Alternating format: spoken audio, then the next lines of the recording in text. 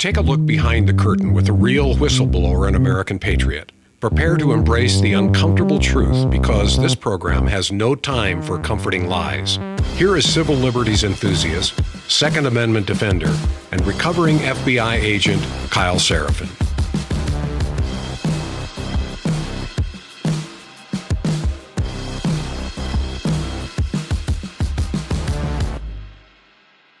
Hello, my friends. Hello and no. Welcome to your Monday. Today is June the 8th, and I appreciate you guys joining us for the program. Some of you in the chat are going, what are you doing here? I thought you were out of town. I am going to be out of town. I'm going to be out of town starting tomorrow. So we're going to have a little bit of a different week on this program if you want to keep listening, and I would appreciate if you did. I think you're going to get a taste of something that we desperately need. Humor, regular people, just a reminder that regular things keep going on out there in the world, that it's not all craziness, it's not all religion and politics.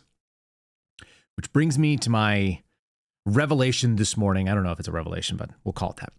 Talking to my wife, and I realized that growing up, there were basically two things that you could not talk about at work, and you certainly didn't talk about in polite company. It was just a thing that we all knew wasn't really appropriate conversation for folks that you weren't really close to. One of them was religion, and the other one was politics. And so this weekend, we got a combination of both religion and politics mixed into one. It is an absolute disaster area. It is a complete shit show. And I don't know, maybe I should stop doing this, but I've been saying for the last, maybe month and change, that if you really wanted a model of great PR work and kind of how to roll with the punches in a way that you just don't see very commonly, with a lot of grace and a lot of dignity, you should look to the Mormons. And my example was the Book of Mormon musical. It was a musical play that went out there and won a Tony Award. And it was, I would say, the gold standard of how to deal with being lampooned, how to deal with someone pushing some pretty aggressive punches your way. The Mormons took it in exactly the correct way. And I know there's a rebrand here and they call themselves LDS, and that's neither here nor there. Mormon people tend to be very, very polite. I have pretty excellent experience personally with them. There's a lot of Mormon people working in the federal government. And this weekend was a strange and interesting and I think very illuminating departure from that playbook, which is if you hit me and you say something nasty, I'm going to say, this is a great opportunity for you to join and learn more about what we're about, which is what they've historically done in the last 30, 40 years. So we're about to see something that was not really the best move. This weekend, if you were paying attention to social media, basically the long and short story is the Pentagon released a list of how they are going to classify religion when it comes to dog tags and service members coming in. When I rolled in, I had an opportunity to choose a numbered, coded delineation for my Christian denomination, which is Roman Catholic. And so you can pick that. That's what shows up on your dog tags. And apparently there were like 200 plus different options to include all kinds of weird paganism and Wiccan and witchcraft and Viking Norse godism or whatever other kind of crazy stuff is out there. There's a bunch of them. And they've eliminated that list and they've made it much shorter. And in that short list, they delineated a bunch of denominations as Christian-blank, Christian-blank, and the Jesus Christ Church. Hold on, let me say it correctly because I know there's a full title here. The Church of Jesus Christ of Latter-day Saints. It always bothered me that there were two prepositions in there. Has its own delineation. And it is outside of the Christian denominations. And that apparently was something that upset some Mormons over the weekend, to include Mike Lee, whose face is on our thumbnail. And I think Mike Lee ended up undoing 40 years worth of positive PR by LDS Mormon people in a period of about 48 hours. And I'm going to show you where that goes. The social media conversation. The problem with having ideas that are not mainstream and do not actually fit into the category that everybody who holds this name, and in this case, we're talking about Christianity, there are things that are accepted as being Christian, and they are defined by people who are Christian. If you want to be part of the club and you don't fit into the club, then you can't define yourself as such. And for some reason, there was this huge push by hundreds and hundreds of high profile and, I don't know, bot type accounts of Mormons saying, we're Christians. We just don't believe in Christianity that the way that the Christians do. By the way, none of you are real Christians, but we are also Christians and we're all the same. And it was just an absolute nightmare. So we're going to get into some of that. And in the meantime, there was a bunch of other crazy stuff that went on too.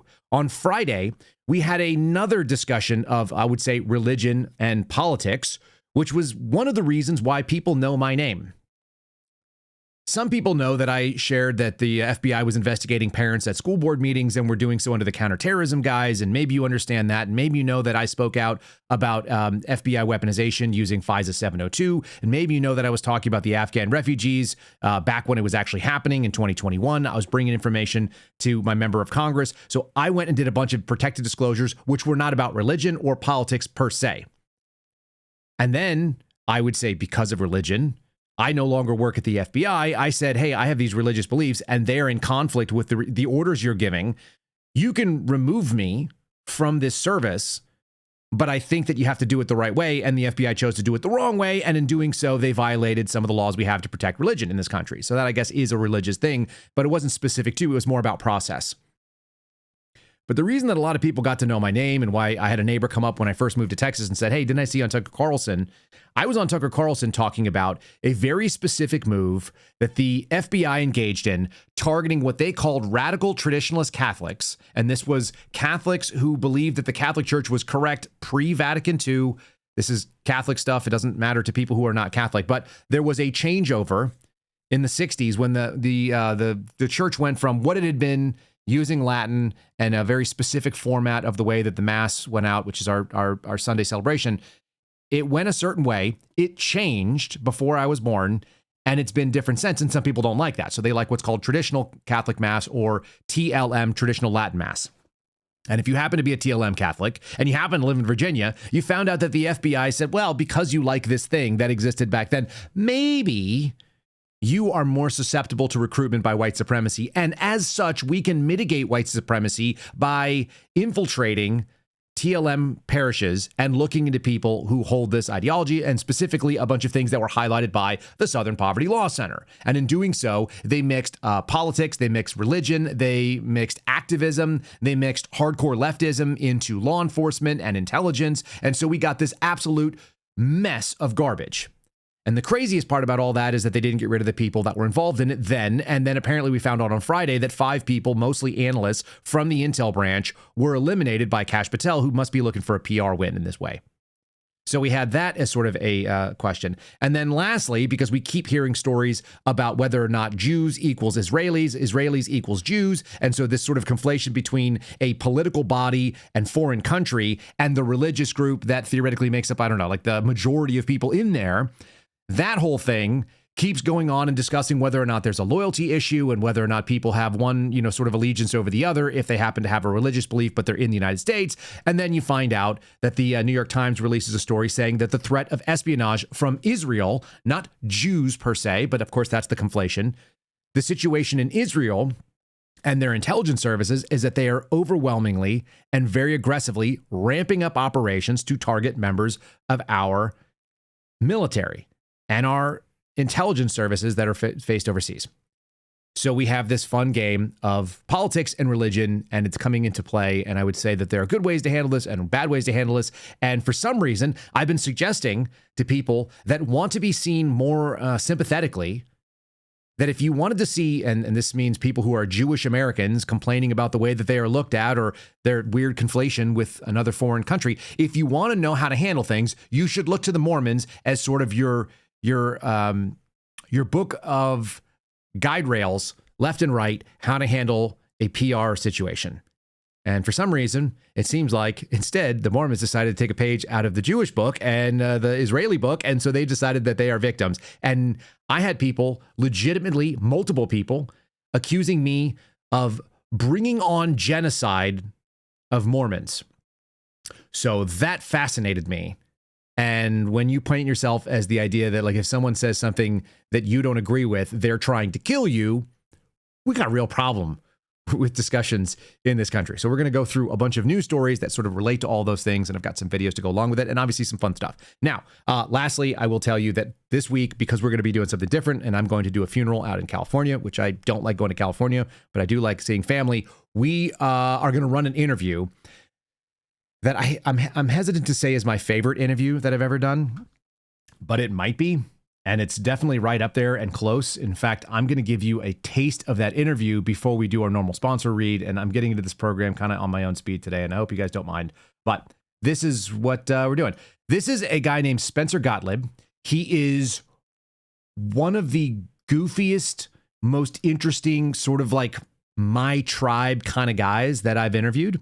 He reminds me in some ways of Richie McGinnis, who is smart and weird and fascinating and does kind of bonehead stuff, but also is very cerebral. Spencer is an engineer by trade, but not by degree. And so I interviewed him. I actually talked to him about holsters because I have a holster that he made that I reached out to him on Instagram to ask about. And then I realized that he's just this quirky, interesting guy, like many people that I end up meeting. He's got a great story. And this is one of the stories that you're going to hear starting tomorrow on a maybe tomorrow or Wednesday. I haven't set up how I'm doing the week yet, but we're going to do a little 2-part series interviewing this man. So this is a taste of it. Have you heard of Belarus? I believe that year there was 100 tourists with American passports that went into the country of Belarus. Of those, somewhere over 80% were dual citizens. I was like one of 5 dudes that went to this country. I booked this appointment with an optical factory, and my meeting gets bumped because the prime minister is coming to inspect their facility. You and I are American. Where does the prime minister sit? Is he like president? Is he like the mayor? I don't know. Does anyone care about the prime minister, this guy? Yeah. Where does he get high fives or does he get bows? What does he get? Yeah. Story short, their version of the KGB gets into an elevator with me, Right. and I am terrified. So I'm like, in suits? this is a random dude who's on his phone pretending to text message while he's like eyeing me up and down in an elevator in a hotel with nobody in it. That's not good. No, I pull out a Gerber multi-tool. You got one right there. I've got one of the, this is a different one, but yeah, I've got that. The pull-out one. Yeah, the black one. Pull out one. I've got one in an appendix holster. I pull it out and I swear up to this dude, I'm going to kill a KGB agent. They're not putting a black bag on my head. I'm going to fight this dude with pliers. Not the knife, just the pliers. And I square up and he sends a text message, doors closed, my room is tossed. Turns out I went to the general dynamics of Russia. They've got cruise missile systems, satellite equipment. I was the wrong dude.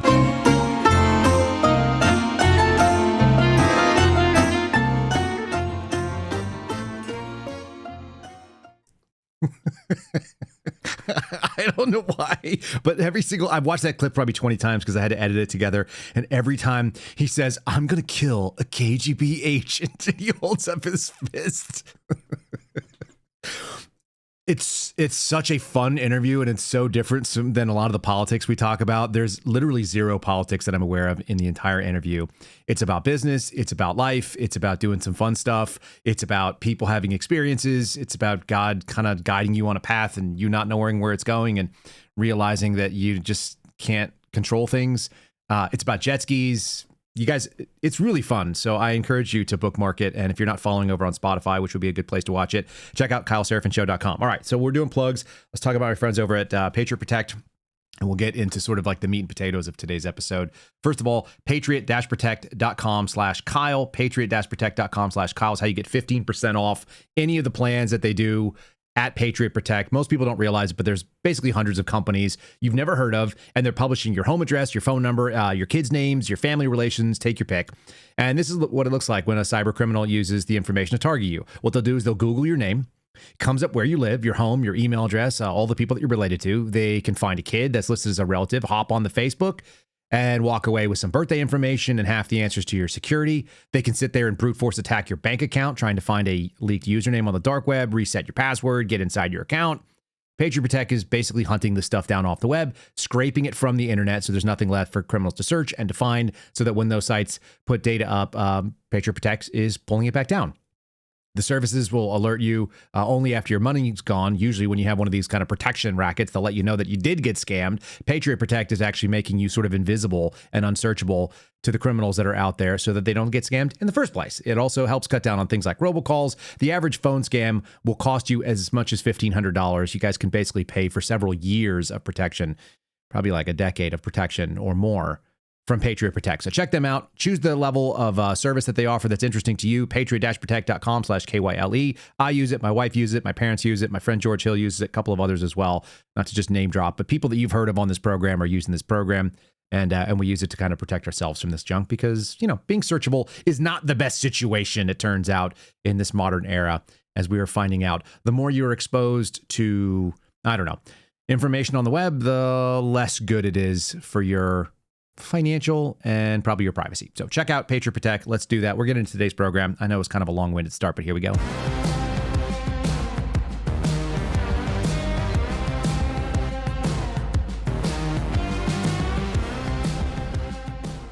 All right, I'm gonna lead off with this thing because this is ancient history for some people, but this is ongoing history, it turns out, for those of us that were involved in this. FBI files several analysts tied to the disputed Catholic ideology memo.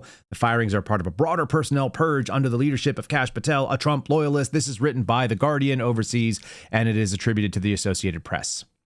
Several FBI analysts were tied to the creation of a 2023 memo warning of potential threats to Catholic violent extremists or from Catholic violent extremists. They were fired on Friday, according to their lawyer, in the latest wave of terminations under the leadership of FBI Director Kash Patel. The fired employees include 4 intelligence analysts and a supervisory analyst. That makes 5 analysts. For those who are keeping score at home, the FBI declined to comment. This action is manifestly unjust, completely unsupported by the facts, and it subverts FBI policy and procedure. Well, welcome to the team, y'all. Again, you are giving me common cause with people who experienced the same outcome despite having vastly and wildly different reasons for getting there.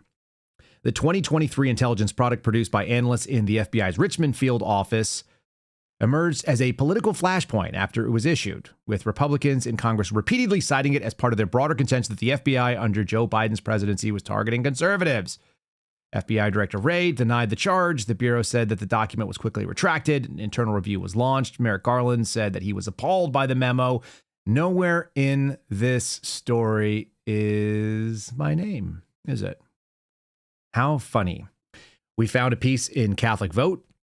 The folks from Zeal, if you guys got the loop, they also went on and on about how this was a targeting of Catholics, and nobody wants to say the name. And why is that? And I will give you my analysis of why. I am not easily claimed by the political left. They have a real hard time recognizing that we may have common cause, but I'm not one of them. I'm definitely far to the right of that. And then the second piece of it is that the political right doesn't want to claim what I'm doing. Every single time somebody has called and asked me about something that I've done, they want to say things like, MAGA-aligned podcaster or far-right, MAGA dude. It's like, I'm not these things.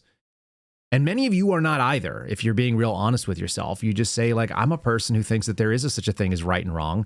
I do believe that our principles are meant to protect the average American, that we are not supposed to have this sort of political involvement dropping in here. And it would be nice if our law enforcement wasn't doing some sort of like political hit jobs on people on behalf of the Southern Poverty Law Center in the Atlantic. I talked to reporters from the Atlantic today. The Atlantic was the one that was saying things that there's problems for the, with the rosary, and that people were getting rosaries and AR-15s.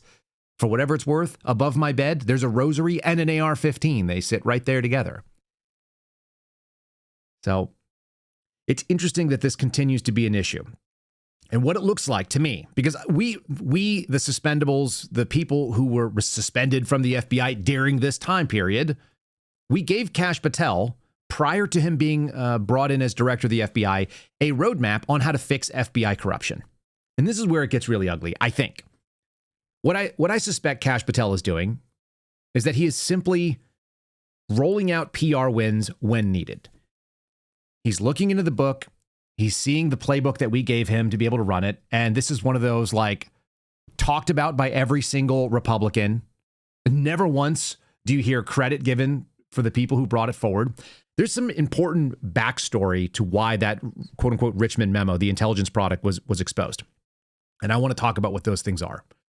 The first piece of it, which I think is critical, is that the person who brought it to me, the whistleblower, lost his job after nearly 30 years in the FBI with zero disciplinary history.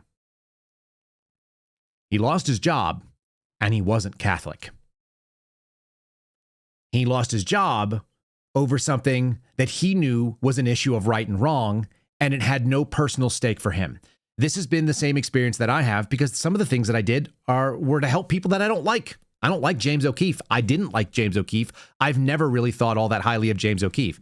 He always looked kind of like a fairy dancing around. And then you see other things about him and you're like, this guy is not a genuine human being. I think he's a liar. That looks very clear to me from the outside. When I met him, he was a shitty person. He kept me waiting for 12 plus hours after I'd done evasive moves all over Washington, D.C. to show up at a hotel to do an interview. And they kept me waiting from sometime like noon in the middle of the day all the way until after 1 a.m. I spent 12 plus hours waiting in a hotel lobby to tape the first interview I ever did with him, which was done behind a screen. And then, of course, they did such a poor job disguising me that I was unmasked immediately. And not only was I unmasked immediately, they actually blamed Garrett O'Boyle, who is currently an FBI agent right now, for that exact thing.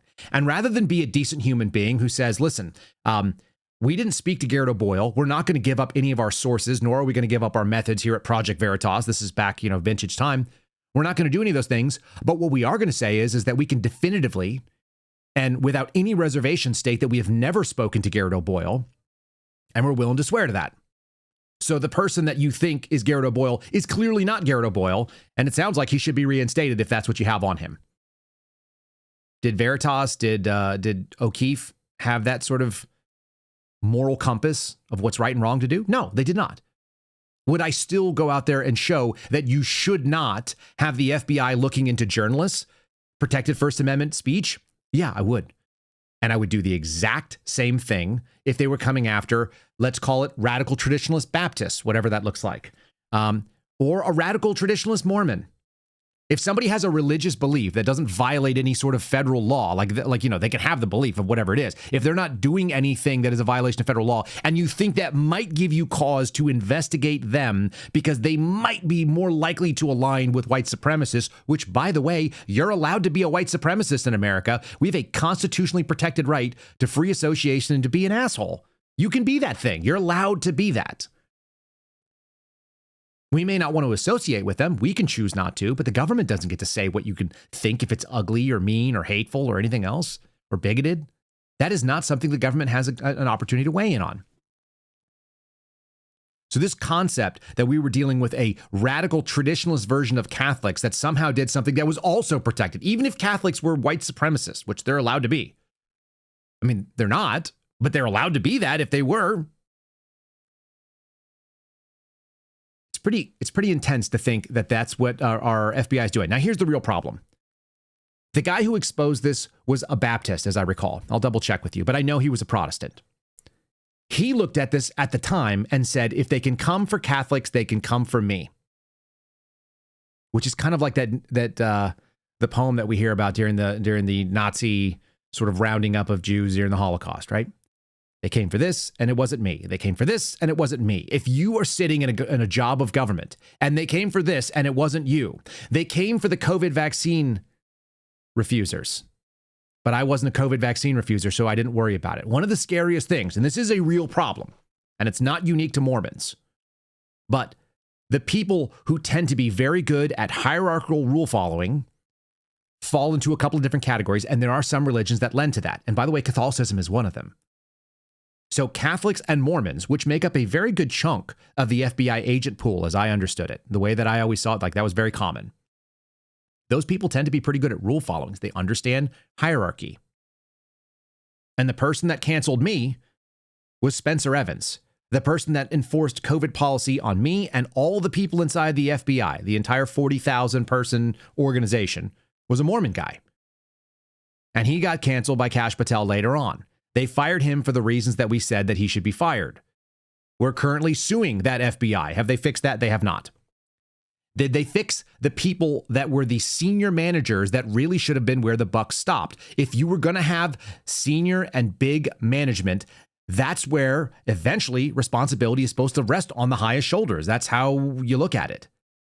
The person that runs the field office is ostensibly signing off on all the things that the field office produces. This is why they say, like, so-and-so ran the office that did this. Like, he ran the investigation. If you're going to claim that the FBI director runs the FBI, which is not entirely true, it's much more accurate that the person who runs the field office is actually supposed to be running the field office. And that field office was run by a guy named Stanley Meador, who currently, as of right now, is in charge of Homeland Security and Public Safety in Virginia. He got a promotion. He left the FBI on retirement, kept all the money and pension that comes along with it, and he moved on, and now he works for Abigail Spanberger, who's a former CIA governor and kind of like commie running Virginia. That guy suffered zero consequences. Meanwhile, some low-level analysts got fired. And they got fired 3 years after the fact, which means basically nothing. The proximal cause of the termination and the actual action of termination are so disconnected. It's like your dog peeing in your house on the rug on a Wednesday, and then sometime on Sunday afternoon, you beat the crap out of the dog and you're like, "Don't you ever piss in the house." And the dog's like, "What are you talking about? I don't even remember peeing in there." This is so far in the rear view that it doesn't actually do any good. And it doesn't do any good for the workforce. All it does is make people go, "Holy crap, I could do something, the regime could change, and then the consequences will hit me," which are all political. FBI leadership condemned the findings in the documents once they became public. Well, how did they become public? It's a mystery. Nobody knows here, says The Guardian. An internal FBI review said the 2023 letter to Congress, based on 26 interviews, found that all individuals involved in the creation, the review, and the approval of the product failed to adhere to analytical tradecraft standards and failed to recognize that the product, as drafted, equated the subject's interest in their self-described form of religion with racially or ethnically motivated violent extremism, RMVEs, and ideology without sufficient evidence or articulable support. The FBI walked this back. But why did they walk it back? They walked it back because they were exposed, not because there was an internal review that captured it, not because somebody said, "Hey, this is incorrect, this shouldn't be done." This skipped all of the safety markers. There are things that are meant to protect analytical products from being produced like this, and they all failed. This should tell you the FBI cannot be reformed because the internal regime was excited. In fact, the guy who ended up signing off on this thing, Stanley Meador, there's testimony from him saying he congratulated the person on writing the first memo and being the first in the field to be able to recognize this collection or connection between quote unquote radical traditionalists, Catholics, and white supremacists. What a freaking crazy statement. So now you have them fired in 2026. I exposed this in February of 2023. Was this a top priority early on, even though Republicans were talking about it? It was not. It wasn't addressed until right now, which makes me think Cash needs a PR win. He went out over the weekend and he talked to Kayleigh McEnany and he went on this sort of spree of garbage numbers, which sound really good. I'm going to debunk one of them so easily that you guys are going to recognize it as true. And if you listen to this program, you already know it's true. But I want to tell you, this is like a PR push. Again, Cash is trying to constantly rehab his image, and he's trying to do it because he does a shitty job at the thing that he's supposed to do, which is reforming an FBI. As soon as he's gone, which I imagine will be as soon as Democrats are in charge, whether it be that they take the House or whether it be that they take the White House and they swap him out. As soon as he's gone, they will go back to doing the same thing because they've just removed 5 people, and Cash has told us literally for a year and a half that every bad person in the FBI has been removed. And the fact of the matter is they have not, because you just took a bunch more out on Friday. The Trump administration and this FBI. We drastically reduced violent crime because we removed the bureaucracy and the handcuffs from law enforcement and put them on the bad guys. And we built out long-term campaign plans, like you just identified Summer Heat 1.0 last year. 2 days ago, we just launched Summer Heat 2.0, and we're going to replicate those efforts and increase those numbers. And how do we do that? We attack the localized street gang networks that are terrorizing our communities. That's how you saw a surge in the FBI to arrest 44,000 violent offenders last year alone. That's twice as many as the last year of the Biden administration. That means there's too many criminals in our street. But just remember, of all those violent criminals, most of them were people that were picked up on ICE because they are taking credit for ICE arrests because they've got an FBI person on those task forces. Thanks to President Trump and this relentless law enforcement administration with Attorney General Todd Blanche, we're arresting and convicting them in record numbers. And that's what you're going to see in every single community. As of 2 days ago, we launched another campaign plan strategically based on information and assets in the field to safeguard our children and our communities. Yeah, and as we noticed in all of those are a lot of really nice words to say that the FBI is doing what the FBI always does, which is that the FBI does try to do some violent crimes. They go after street gangs. There's entire pushes on this. There are federal task forces that are called things like Safe Street Task Force. This is what they do every single year. This like in and out. There's zero change in the operational work of what this guy is talking about. He's just saying it a lot, and he's going out and doing interviews, which nobody usually does. As we referenced in our introduction, the lowest homicide rate since the 1930s. A lot of people didn't think that was possible. A lot of people don't recognize that the FBI doesn't, generally speaking, investigate homicides. I also want to ask you about this. Children that you have rescued at the FBI. Let's pull this up. 2,900 alleged abusers arrested. This is up by 70%. And identified or located 7,000 children, up by 144%. How did you do this?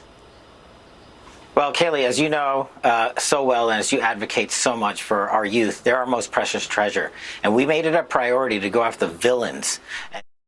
All right, so children are our most precious treasure. This is a man who's 46 years old, who's unmarried, who has no children, and they're his most precious treasure, and he's talking about our children, of which he knows nothing about. Sorry. If you don't have children, you don't know what you're talking about in this way. You can think that children are really precious. It's not the same as having children. You can't fake that experience, especially when you have several of them. The things that go through your mind, the way that you live your life, the way that you walk around and you see the world, it is entirely different, and you cannot put yourself in that space without actually being a parent. I promise you, you just can't do it. And Kash Patel obviously doesn't value children enough to get married and have children himself. He just said that they rescued, that's her words, and he went along with it, rescued over 7,000 children.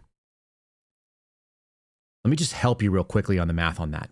That's more than 500 children per month. Is there a single possibility at any time that any of you would believe that this FBI director, who was so desperate, thirsty, and hungry for good PR and press, would ever miss the opportunity to stand with hundreds of children that the FBI rescued from child pornographers? Or is it what Steve Friend tells you and has regularly agreed on being the truth, that there is an organization that identifies historical child pornography, finds out who these people are 10, 20, 30 years after the fact, and once they quote unquote discover who that person is and can link them to existing child pornography that's spread around the web, then they claim that that is a identified or a rescued child.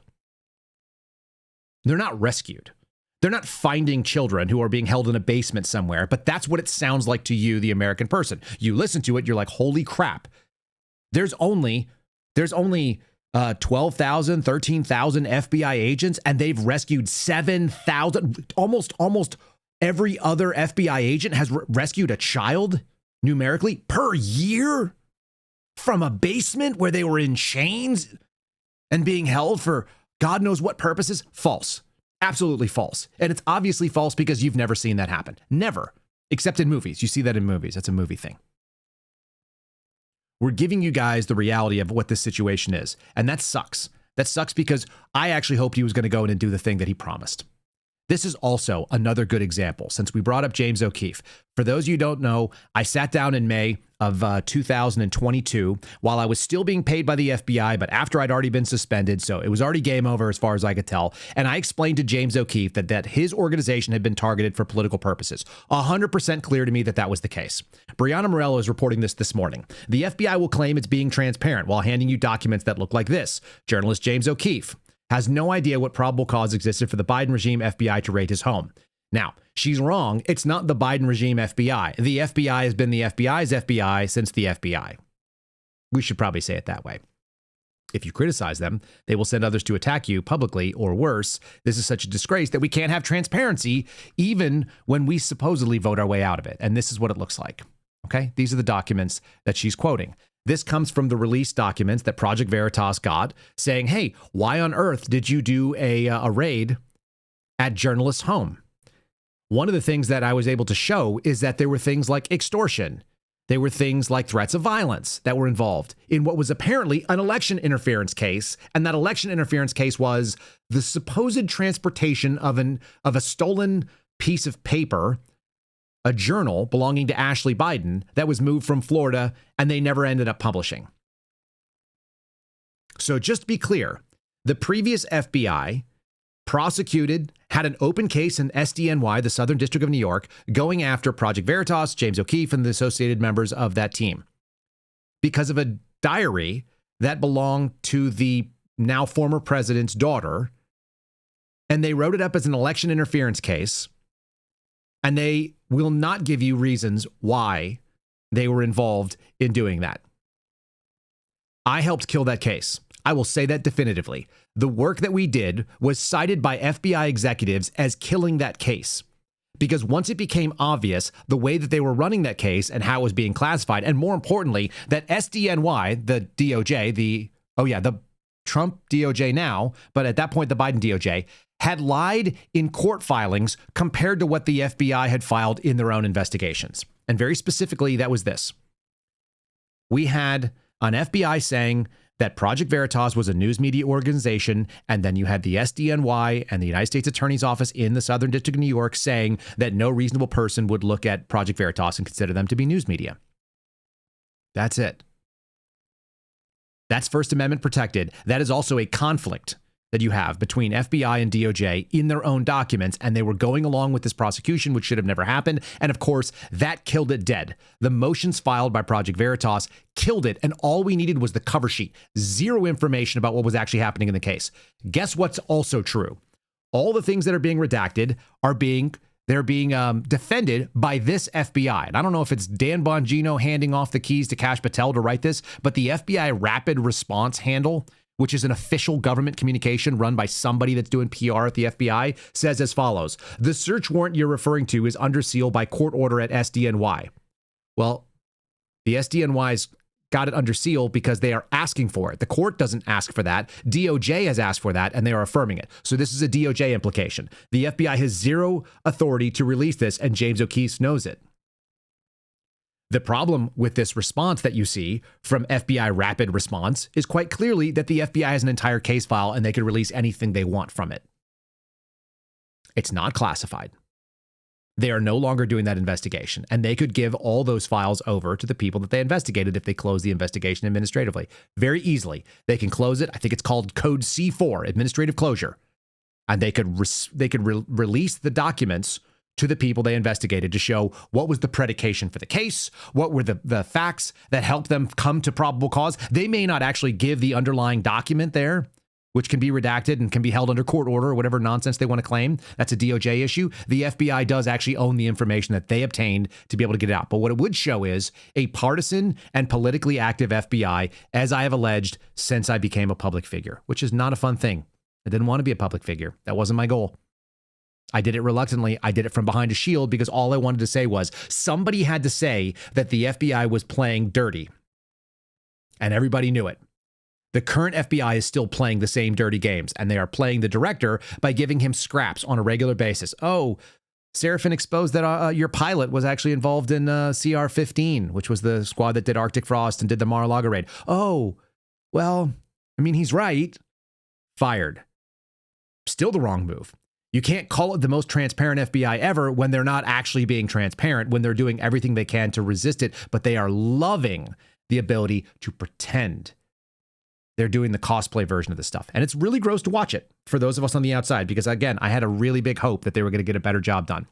Guys, if you're watching on Rumble, give us a like. If you're watching over on YouTube, give us a like. Subscribe to the channel if you haven't already. If nothing else, you're going to want to subscribe to be able to watch these interviews with Spencer Gottlieb, which is quite fun. And you may hear an ad on the audio platforms right now. That comes from the folks at Spotify who host the program. They do it for free, and I'm very grateful for them. They also pay our rent at this point with those ads. So if you're listening to them, that's what it is. I know you guys can skip them, so by all means, check them out. And you can find us at KyleSeraphinShow.com if you want to go and check out the Spotify platform. Let's carry on. Let's go into another piece of we're getting mixed messages from our administration. Remember, one of the issues with this administration has been a question of whether or not there was subservience or loyalty or like maybe a disproportionate understanding of how valuable Israel is as a quote unquote ally. This seems like something we should have to talk about. The Pentagon is seeing growing espionage threat from Israel. Politics and religion keep coming back together, it seems like, and today seems to be the day when we're going to talk about a lot of this stuff. Here you have it. The Defense Department has increased counterintelligence threat assessments at its highest level, and Israel is believed to be eavesdropping on American negotiations with Iran. That doesn't sound like your best ally. When I was talking to a current member of the intelligence community who's done operational work, decades of experience, one of the things that he or she was explaining to me is that we cannot recruit Israeli sources, but they regularly and aggressively try to come after ours. Talking to a former member of the intelligence community, friend of mine that I've worked with quite a bit, there was this discussion about going to Israel and recognizing that they would pass beautiful women in front of him on a regular basis. And he was like, I'm not really just that good looking, charming, and handsome. It turns out they have this little thing they teach you when you go overseas and you have a security clearance. It's like, it's not you. If you're a 4 and she's a 10, it's not you, it's the clearance. This is the argument, by the way, that was being made regularly about the some of the girlfriend situation, or the girl who is the friend of Kash Patel. This was actually the claims being made online. There's a major looks disparity. There's an age disparity. And so it doesn't logically meet. And so people say, hey, when you have access, you're always going to be of value. This is a classic way to spot how somebody might target you when you have a security clearance. They teach this to freaking Private Snuffy. They teach this to your youngest airman. They teach this to your newest member of the intelligence community as a low-level analyst. You could be, a GS9, GS7 coming in on this stuff. They're like, hey, listen, guy, you're not that handsome, even though you think you are. You're not that charming. It turns out you should be watching out for people who are making a pass at you. And there's a lot of different ways that people make passes at, what they call a bump in the intelligence community. All right, we're going to read the story. This is coming from the New York Times. Recent intelligence reports from the United States have raised concerns about Israeli spy agencies eavesdropping on American negotiators working on a peace deal with Iran, amid rising concerns over a more general counterintelligence threat by Israel. Now, here's the real issue. I had one of these government sycophant accounts. I got tagged on it over the weekend. And they were like, Seraphin's reading off the script talking about the Five Eyes. I have a correction to make to you guys. I didn't know this, but there actually is what's called a release to dissemination control. And I have to be corrected. I didn't know that it's spelled out RELTO, REL2, which is release to, USA, ISR. That's released to the United States and Israel. There is actually an intelligence dissemination control that allows specific release just to the Israelis. And so I started pinging all my friends. Have you ever seen this before in real life? Have you ever seen this in your actual work line? I don't want to know what's in it. I just want to know, have you seen this moniker, this release control, dissemination control? And the answer was yes, but in very, very narrow circumstances. On the FBI side, we had one person of all my friends that have been able to talk about it that said that they had a counterterrorism case that may have had a rel to Israel. Okay, got it. Talking to my friends on sort of the real intelligence side of the thing, the NSA, CIA, DIA, whatever, NGOs, this kind of deal, or National Geospatial, these types of folks, it is actually a little bit more common. And there was frustration involved in that existence. So there actually is a sharing tactic. But I'll tell you what we don't have. We don't have counterintelligence threats coming from the nation states that fall under what are called the Five Eyes, or also known as the Anglosphere. I didn't make up the term Anglosphere, by the way. That's the term that you'll find if you go find it in Wikipedia. Look up Five Eyes. I encourage you to do it. We shared it on the show the other day. Five Eyes. They are they're basically all sort of like former British colonies. It's kind of like what would be the Commonwealth, except the United States is not in the Commonwealth. You're Canadians, you're New Zealanders, you're Kiwis, you're Aussies, you're Brits, and us. So that's what it looks like. We do have, quote unquote, greatest allies. To have people that are senators, to have people that are congressmen, to have people that are in the political environment on the executive branch saying that, we are greatest allies, now become this other thing. They are an active counterintelligence threat and they regularly spy on us. Why do they do that? Well, maybe because they're scared of not existing. Because if the United States is not on their side, they don't exist. Maybe not. Maybe it's because they are a frenemy, which is the way they're described by everybody. If they are being charitable in the intelligence community and you have real experience in there, there is nobody who goes, yeah, the Israelis are just our buddies. They're just the best. Everyone loves working with them. Everyone goes, they're super professional. They're very capable. By the way, Joe Kent said very similar things. The problem with it is that you can't always trust them to be on your side. You have to kind of always assume that they are trying to get an angle. Whatever that angle may be is not always obvious. The United States and Israel have long known and tolerated that each was spying on the other. The United States spies on Israel far less frequently and has way bigger restrictions on it. This is the way that it was explained to me from people who have been multiple members of multiple different agencies. But an intensified Israeli effort to learn about U.S. position talks in Iran has crossed the line, according to some American officials. How would that be? The reports include concerns that Israel has stepped up its efforts to eavesdrop on senior officials, including Steve Witkoff, Trump's top negotiator, Elbridge A. Colby, the Pentagon's top policy official, and one of the main deputies, a guy named Michael P. Domino IV. Another report, which was written by the DIA. Here you go. Okay, so Defense Intelligence Agency, bigger than the CIA, responsible for military intelligence. And other military intelligence offices focuses on earlier events going back several years, said the counterintelligence threat level posed by Israel has been increased in recent weeks to its top level from high to critical. From high to critical. High sounds like that's kind of like a high risk to begin with. Oh yeah, that literally in the word, right? The Israelis constitute a high counterintelligence threat on a regular basis and have for years. So when we start talking about these places not being like our greatest ally, it's very important to recognize that there is factual information behind this, and people inside the intelligence community have always known this. So there's two different sort of stories at work. One of them is the political angle, which says Israel is very important and we need their technology and Mark Levin is the best. And he's not just a bald yapping Jewish lawyer from wherever he's from, New York or whatever. He's totally in line with the American people and he's telling you the real truth. And then there's the reality of like people who work in the Defense Counterintelligence and Security Agency who write reports saying that the Israelis are regularly trying to spy on American military personnel and government officials. And this has been something that is well known to people that work in the counterintelligence sphere. It's known to people who work in Washington. This is a fact. Israel spies on us on a regular basis, and they are a counterintelligence threat. They're trying to rob us blind, as my buddy once said. Now, they're not the single biggest threat by any means. The Russians are highly capable and slightly less dangerous than the Chinese, but Israel is clearly a CI threat, counterintelligence threat.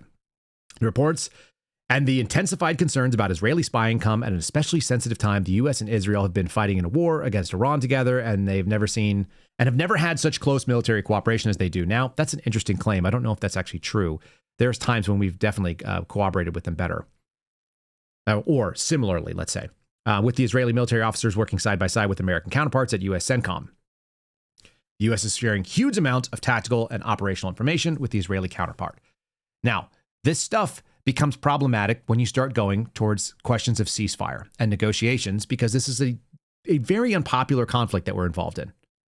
Americans writ large took Donald Trump at his word when he said that he wasn't going to get involved in it. And of course, it's made an easy dunk by left-wing political hack journalists.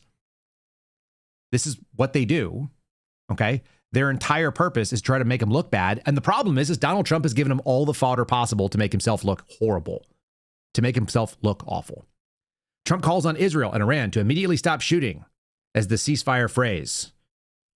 We're going to get in here. Let me grab this into a way that I can actually read it. I'm going to play you an interview that was done with Kristen Welker. Apparently, he walked off the scene of this thing talking about election security, which, by the way, we don't have. So we can pass funding, we can do big, beautiful bills, but apparently the priority has not been to make elections safe, which is why so many of us continue to think that doing elections and voting in elections is more akin to being like writing a grown-up letter to Santa Claus than it is to actually having a say in your government.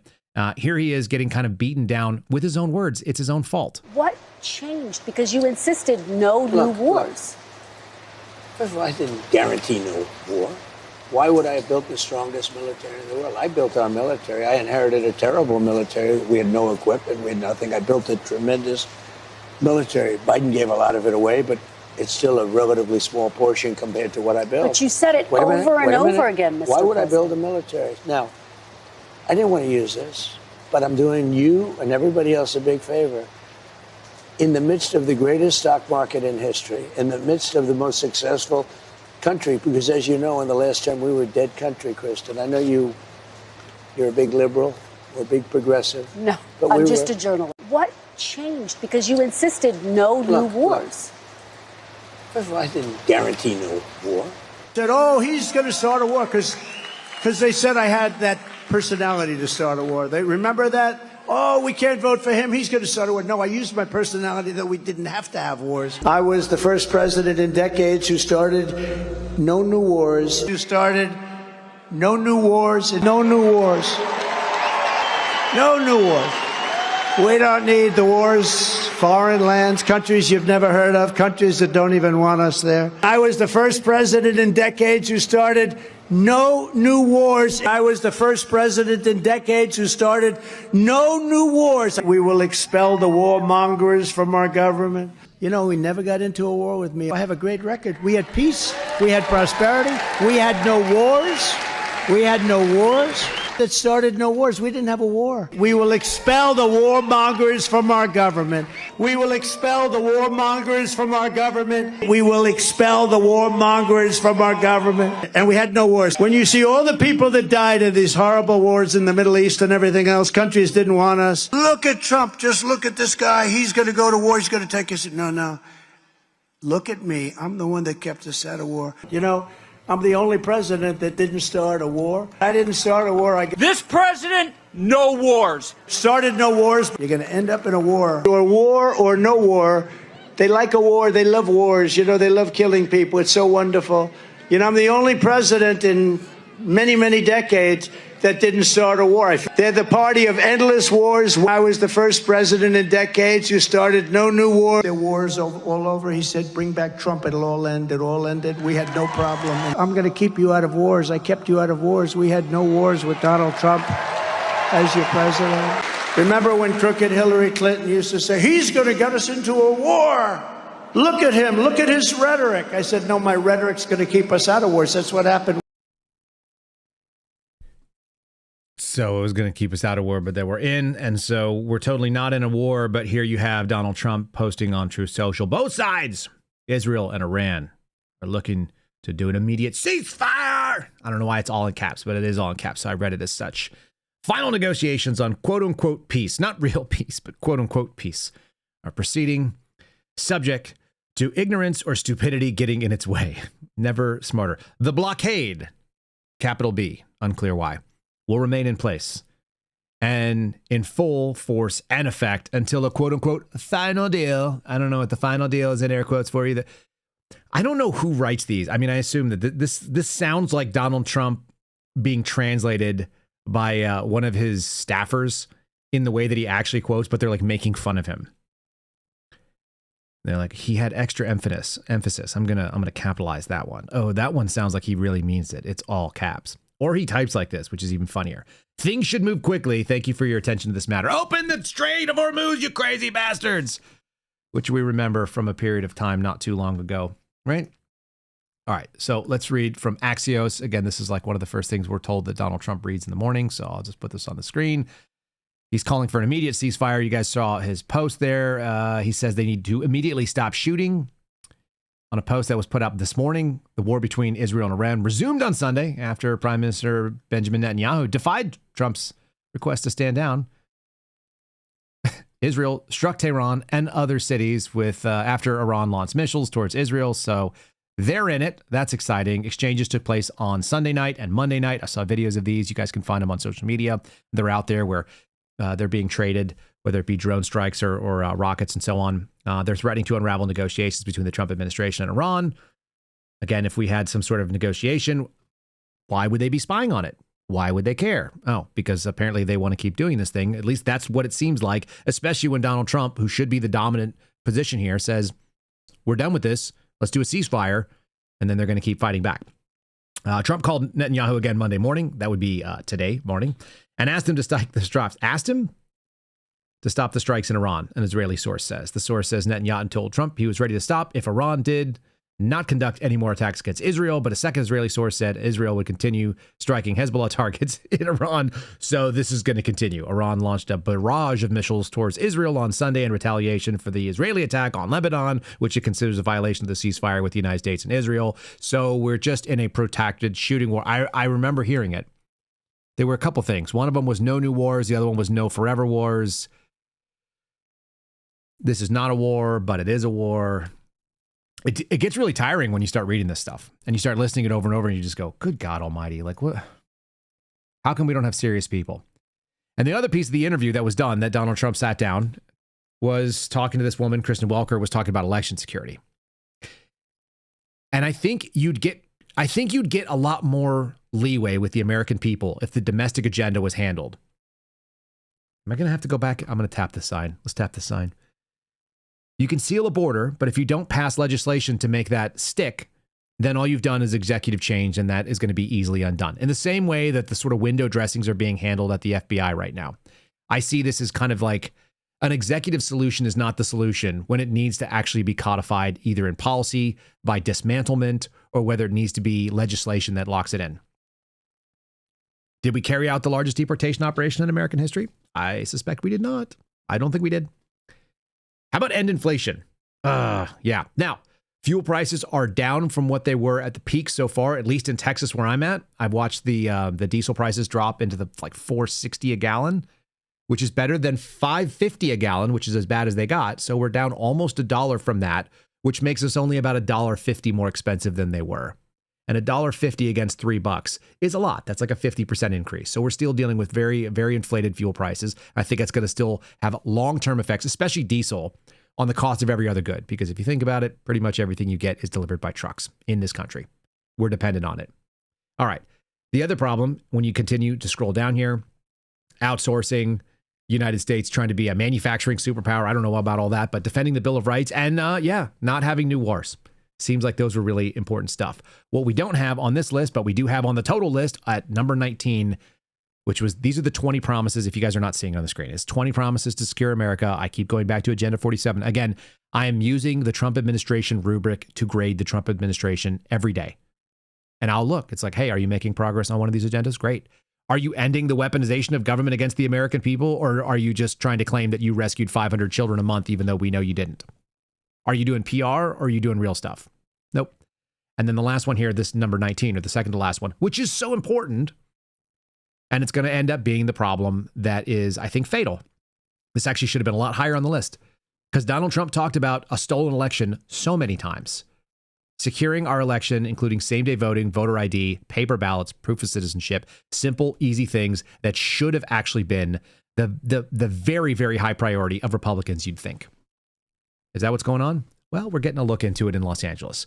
Do I think Spencer Pratt is a great candidate? No.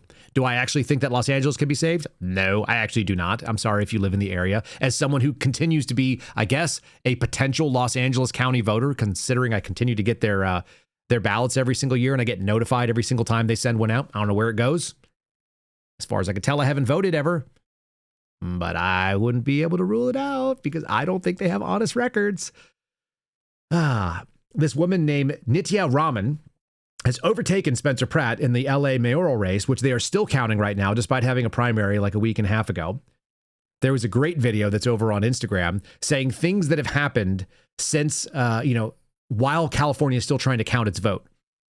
And the things that have happened are like 3/4 of the planet can get their votes cast and counted before Los Angeles County can figure out how to do theirs. Something like over half the population of 7 or 8 billion people on this earth can get their ballots counted before that Los Angeles can do it. And remember, we played you the clip the other day letting you know that these things can take time. Okay, this is the thing. And Donald Trump saying something about it in an interview is not the solution. The solution would be like maybe you get your friends over in Congress, maybe you get your friends in the Senate to actually get off their ass and do something. Do they do it? No, they talk about it. Outcomes in California's 2 most closely watched primaries for governor and for Los Angeles mayor remained unresolved through the weekend. How interesting. The 2 most closely watched are unresolved. They're both executive offices. The new results saw a shift in the battle for the second spot on the ballot in November. Remember, they have I think they call it like a jungle primary where the top 2 vote getters get to advance on in the primary. It doesn't matter a party. trailing political newcomer Spencer Pratt. After trailing since election night, this woman, Los Angeles Councilwoman Nitya Raman, has jumped in the polls and now holds a narrow lead of less than 1%. Interesting. CBS News projected last week that Karen Bass will move on to the runoff. She's the number one. So the question is who will be the number two that she faces? Will it be Pratt or Raman? The waiting game is not over as California's chaotic primary to succeed term-limited Democratic Governor Gavin Newsom took a big step forward Friday. And what happened? There were overnight ballots and like 24,000 of them, and not a single one of them went in favor of the guy that is kind of the underdog there because he is not the establishment's choice. And you think you've got something that you can vote your way out of? Remember, if you can't get somebody out of the primary and into the general, then you can't win. If you were going to steal something, wouldn't it be better to steal it upstream? Of course. Have they ever done something like that before? Is there any evidence that things like this could happen in the past? Surely not. 4 weeks after the November 2nd election, California finally has declared a winner in the Attorney General race. Harris finished so close to her Republican opponent that it took a month to finish counting every vote. She won by less than 1 percentage point.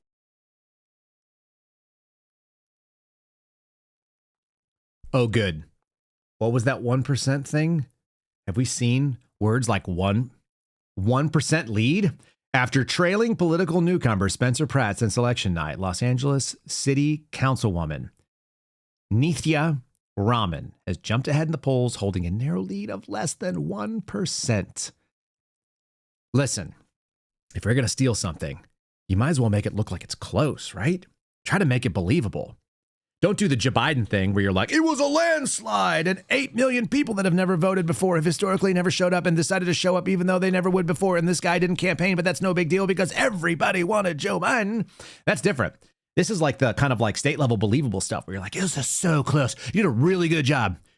You were just shy. It's almost there. Congratulations. I love this kind of stuff. And I think I actually have a second discussion about whether or not we are going to have a vote count issue. Here's a quick little clip too. They always love to let you know there are cultural reasons why Democrats surge from behind. It's kind of like they're explaining it away in real time. Dynamic that we saw back in 2020 when states took longer to vote. It looked like Republicans were doing better at the beginning. They tend to vote earlier. The votes tend to be counted just culturally, not even sure why, tend to be counted first. And then once the votes that are already there legally are counted, it looks different. See, Republicans, they tend to vote on the day of, and so then you can report them. But then, like, the people that voted the days before, like, they come in the box and so you understand that culturally, we get to have the Republican. You know, there's an advantage to being the person who gets counted second because you know, like, if you go second in a race, you get to see what the time to beat is, so you know what your performance has to be, right? Isn't that kind of like why you want to run people all at the same time if you can? That's why we run heats of things. Apparently, culturally, if you vote on the day when there's voting, well, then you might actually just have the numbers that you got from the voting. But the people who voted historically, then we can find those boxes, those mail-in ballots. You know, mail-in ballots like mine. I don't believe that these are real things. I don't believe it even a little bit. I don't believe that these are fair. I don't believe that they're free. I don't believe that they're that they are accurate. I just think that the question is who shows up, what have the parties agreed to, and what is the dominant? What is the trade-off?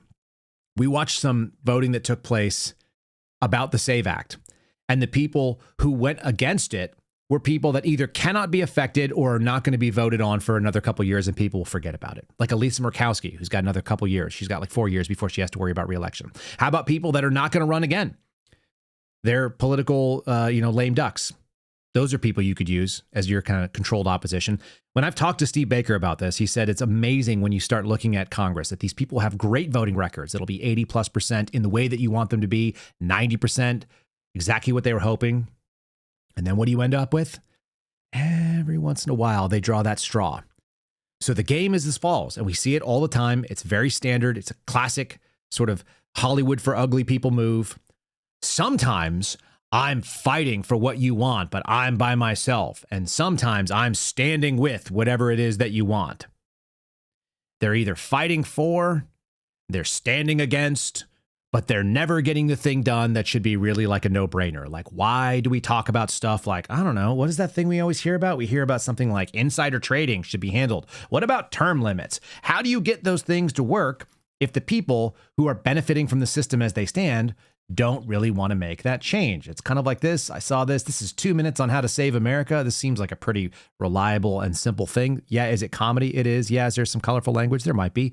But it seems like if we could figure this out in 2 minutes, it shouldn't actually be that hard for our members of Congress. Again, I don't think we're voting our way out. There's no political solution here. Let's talk about government and why it's a fucking problem. Everyone I talk to doesn't even line with the left or the right anymore. Not even the center. We're just fucking over it. If I have to write a $50,000 check to the government, I need to have an itemized receipt. That's number one, plain and simple. I want to see that it goes to hospitals and doctors, not to missiles that are going to level hospitals in other countries. Number two, age limits and term limits. If you're 65 years old and you're watching this, I'm sorry. You shouldn't be running the country. I've seen 60-year-olds that don't know their ass from their elbow. Now, granted, I don't want to put a 23-year-old there that doesn't know anything and that does TikTok dances to run the country either. But there needs to be a cognitive test to make sure that you're all there to run the biggest country in the world. Number three, insider trading. We talk about it, but we don't do anything about it. You know why? Because the people that write the rules to regulate it are the ones that are making the most money off of it. So weird, right? It comes down to this. You used to work on the farm, and you called to service of action for your country. You go work for 4 to 6 years, then you go home, and you don't make any money off of it. You're doing your service to your country. Now, we got guys that have come in for 20, 30 years and make millions of dollars, and then land some weird, cushy gig where they don't have to show up to work for some pharmaceutical company. Does that sound right to you? I don't know where the turn was when we started treating our politicians as celebrities, but that needs to fucking stop immediately. You serve the people. Your job is to service the people. Number four, the most important rule of them all. If you are evil and you fuck kids and you traffic children, you deserve death. That's not something that's going to be handed out by the Justice Department. That's something that's handed out by the community. Obviously, the U.S. is never going to sign off public hangings anymore, but as a community, if you start fucking around, you should start finding out. Because there's a lot of fucking around and not a lot of finding out right now. Damn it, I wanted that coffee. Our country's not lost. We just have poor leadership. I mean, I'm not saying I'm going to do it because I'm not mentally insane. But at some point, some 30 to 40-year-old guy needs to step up and be like, hey, this is where we're at. This is what we need to fix. And then if it doesn't get fixed, unfathomable amounts of violence fixes all. I can't say that. That's inciting violence. Come on. That's kind of what everybody starts thinking. It's not mean to say that at a certain age, let's just move into grandparentville. Let's move into advisory roles. Let's leave the decision making. Look, I think people over the age of 30 and under the age of 65 should be running this country. It's just not what's happening. And as he just said, he doesn't want to step up either. He probably looks like he's a little bit younger than me, but we're roughly in the same age category. We're roughly seeing the same problems, and we're also seeing that there's no political solution to it because you can't vote your way out of something when the people who are in charge of doing the voting benefit from the system. So somebody was saying the other day, was like, how does this stop? It's like it stops with the 17th Amendment being repealed, but because there's absolutely no way to get rid of the 17th Amendment, which is one of the biggest problems we have. It's the reason why the Senate is broken. It's why we have this unsustainable system. It's unsustainable because it doesn't actually represent the way that the country was designed. Imagine fundamentally changing the rules of your game, like whatever game it is, a board game. And you're like, oh, like this is a critical rule. Let's just change the way that thing works. Let's make this piece do something different. And then you're like, this game doesn't seem like it's working anymore. It doesn't seem like it has the outcomes that it's supposed to produce. You're like, yeah, well, you changed the game. It's not the same game. We don't live in the American Republic that was founded in 1776 or 1791. Take your pick. It's not the American Republic. That's not what it is. We have this like sort of bastardized democracy version, and it doesn't work. And you're seeing that when you see like, oh, how come we can't figure out how to count all the ballots? And there was an excuse article that was written the other day about it too.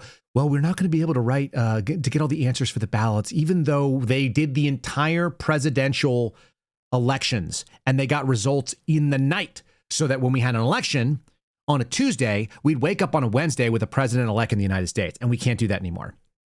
And sometime right around when 9/11 was going on, they decided they could start pulling these shenanigans. And this was hanging chads, and this was, we're going to go off to the Supreme Court. And so when somebody says like the only answer to this is going to end up being unfathomable amounts of violence, you're not going to fix term limits because nobody wants the term limits. A few people say it, a few people live it, and then it doesn't matter. So that doesn't work. You're not going to get rid of insider trading because people who benefit from that kind of stuff, including the guys like Speaker Mike Johnson, who have defended, let's let these people trade. They're not making enough money at $175,000 a year. By the way, Congress is basically a part-time job. The people who go to Congress used to be people who had businesses that would run. They would step away. That's why they have recesses. That's why they're supposed to go back to their district. They're supposed to have something that they actually make money from. It's not even supposed to be their primary job. $175,000 for a part-time gig is crazy good money. It's not enough, apparently, if it's your full-time gig because you have to maintain 2 households. I actually understand that, but those aren't the people that were meant to be in Congress, it turns out.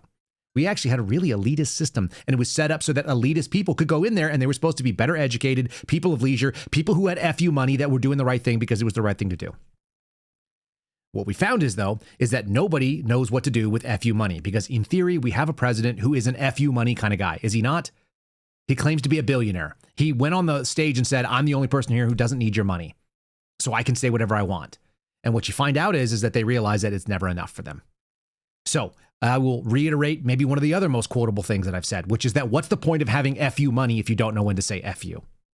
And what we found is that our politicians have no line. None of them do as a unified group. You cannot lump American politicians at the federal level together and say, when American politicians have FU money, they say FU and stand on principle. It doesn't happen. The only one that I'm aware that does this, and of course it costs him greatly because he looks like he's the opposite of everything that the MAGA people want, even though he ends up being the most MAGA guy there is Tom Massey. And Tom Massey has FU money. I don't think he needs this. Like I said, I'm sort of pleased for Tom Massey and his family and his new wife to be able to live with his inventions and his beautiful property and not have to ever go into Washington, D.C. again. And I'm sad for our country that we don't have people that are like that. Sucks. I'm not going to try to incite violence. I don't want the violence, but I'm open to it at this point. I think it's the only option. I just don't know when it's going to kick off, and I don't know what it'll be. And maybe it'll be something ugly like what happened in Britain. You want to know a radicalizing thing? I'm going to play you a little clip here, and then we're going to get into the Mike Lee bit and sort of the discussion of why the Mormons decided to abandon the PR move. And I don't know if this was something that was coming down from on high, that the church elders were pushing this, or whether this was something that Mike Lee just stepped on because he forgot who he was and what he was trying to do. But the Mormon church, the Latter-day Saints folks, have done this brilliant move of really normalizing and kind of vanillaizing like what their beliefs are, which are not in line with Christian theology as defined by Christians who can trace their lineage all the way back to the time of Jesus Christ. So it's not really debatable. And especially the best part is I saw this thread today where somebody said, here are 10 questions that we want to know about your fundamental beliefs. And I watched a bunch of different Mormon commentators and they all had different answers running through. And all of them had at least 2 answers of the 10. 20% of what they said was wildly heretical to mainstream Christian beliefs. So anyway, there's that. But if you want a radicalizing experience, it's not going to be what you think it is. There's a story of this guy named, Henry Nowak in the UK. This is a contrast that I think is worth us looking into. I'm going to play this video longer than usual. This commentator's name, I think his name is Constantine. You guys will let me know in the chat. I'm sure you've seen him before. Does a pretty good job of breaking down something, which I cannot help but go back to. Something happened in this country in 2020, and Donald Trump was the president when that happened. That something was a pandemic. I'm using my finger air quotes. It was a pandemic. It was a flu, where we changed the way that we deal with everything. We rewrote the rules on public health. We started doing prophylactic testing, despite not showing any symptoms. We started locking people into spaces. We quarantined people who weren't even at risk. The government decided to come out and say, we are shutting down the American economy, and you are not important, in a way that I cannot fathom. And I think that goes back maybe to the 16th Amendment, which is when the federal government became the central feature of what America was. Previously, we were the United States. Each state was the preeminent authority in your life. And then the federal government got to be able to raise taxes. And the minute they did, they didn't need to come to the states for money because they had the money. And now they give the money. Now they give $300 million grants to your police department to be able to save you from local crime, which isn't their business. It just turns out it's not their business. It's not a federal issue. It's nowhere in the Constitution that they're meant to do that. Listen to this, and then I'm going to tell you what radicalizes me the most and why I know that there is no solution to this problem, at least as it's currently set up. Cast your mind back exactly 6 years. It's the summer of 2020 and Britain is undergoing what its commentariat breathlessly describes as a reckoning. The murder of George Floyd by a Minneapolis police officer sent hundreds of thousands of British people into the streets. Statues were toppled. Corporations issued groveling statements. Police officers, British police officers in British cities policing British people, took a knee before the protesters. The message, repeated endlessly by politicians, journalists and institutions of every kind, was unambiguous. Just be clear. He's saying that British politicians, British police officers, British people reacted to something that happened in the United States that has nothing to do with Britain. And that was what was so wild for this. It's not the only place we're going, but here we keep going. Racism kills, and we will do whatever it takes to make sure it never happens again. Sorry, we just got attacked racially by some white person. Jeffrey, what did he say? Was he racially abusive? The police need a report. Come here. Yeah, he was. This is the 999 call, which is their 911 version in England. And it was, he said, we just got attacked racially by some white person. This is the man who did the stabbing. That's not what's going to radicalize you. I promise you, I'll tell you another thing in a second. Do you want to speak to my brother? He's then laid a punch onto me. He's pushed me back and my turban's come off. 6 years. He laid a punch into me and he pushed me back and my turban's come off. Later, an 18-year-old student named Henry Novak was stabbed 5 times on a Southampton street. As he lay bleeding, he told the police officers who arrived at the scene exactly what had happened. He had been stabbed by Vikram Digwa, who was standing nearby. Digwa, for his part, told the officers something else, that he had been the victim of a racist attack. The officers believed Digwa and handcuffed Novak. As he lost consciousness, he could be heard on body cam footage repeating the words, "I can't breathe." The same 4 words that 6 years earlier had become the defining phrase of a political movement. They were stenciled on murals, chanted at marches, printed on T-shirts. They were spoken on the floor of the United States Congress and quoted in parliamentary debates in Westminster. When British police officers knelt in the streets of London, it was those words they were kneeling for. Henry Novak's last words, captured on body cam footage released by Hampshire police in the small hours of a Tuesday morning, the middle of the night when the fewest people would see it, were the same. "I can't breathe." He said them while handcuffed on the pavement, bleeding from 5 stab wounds, to officers who had decided that the man who put those wounds in him was the real victim. You will not see Henry's words stenciled on a mural. No politicians will quote them in the comments. No corporation will change its logo. That's so poignant to me because the amount of insanity that took place over George Floyd, who was a dirtbag and who, as far as I can tell, died from a fentanyl overdose. And the fact that there's still an American political prisoner named Derek Chauvin.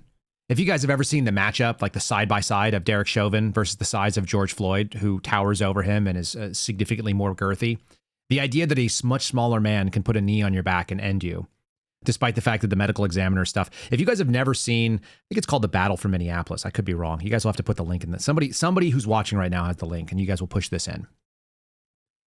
There's a unedited body cam footage show watching the officers go in, discuss the bill, interact with George Floyd, find out that he's saying he can't breathe long beforehand. Those of you who know anything about fentanyl and opiates know that it's a respiratory depressant. It's well known. It reduces your respiratory drive. The reason that people die from things like heroin and fentanyl overdoses is asphyxiation. It's going to be like a failure to respire, right?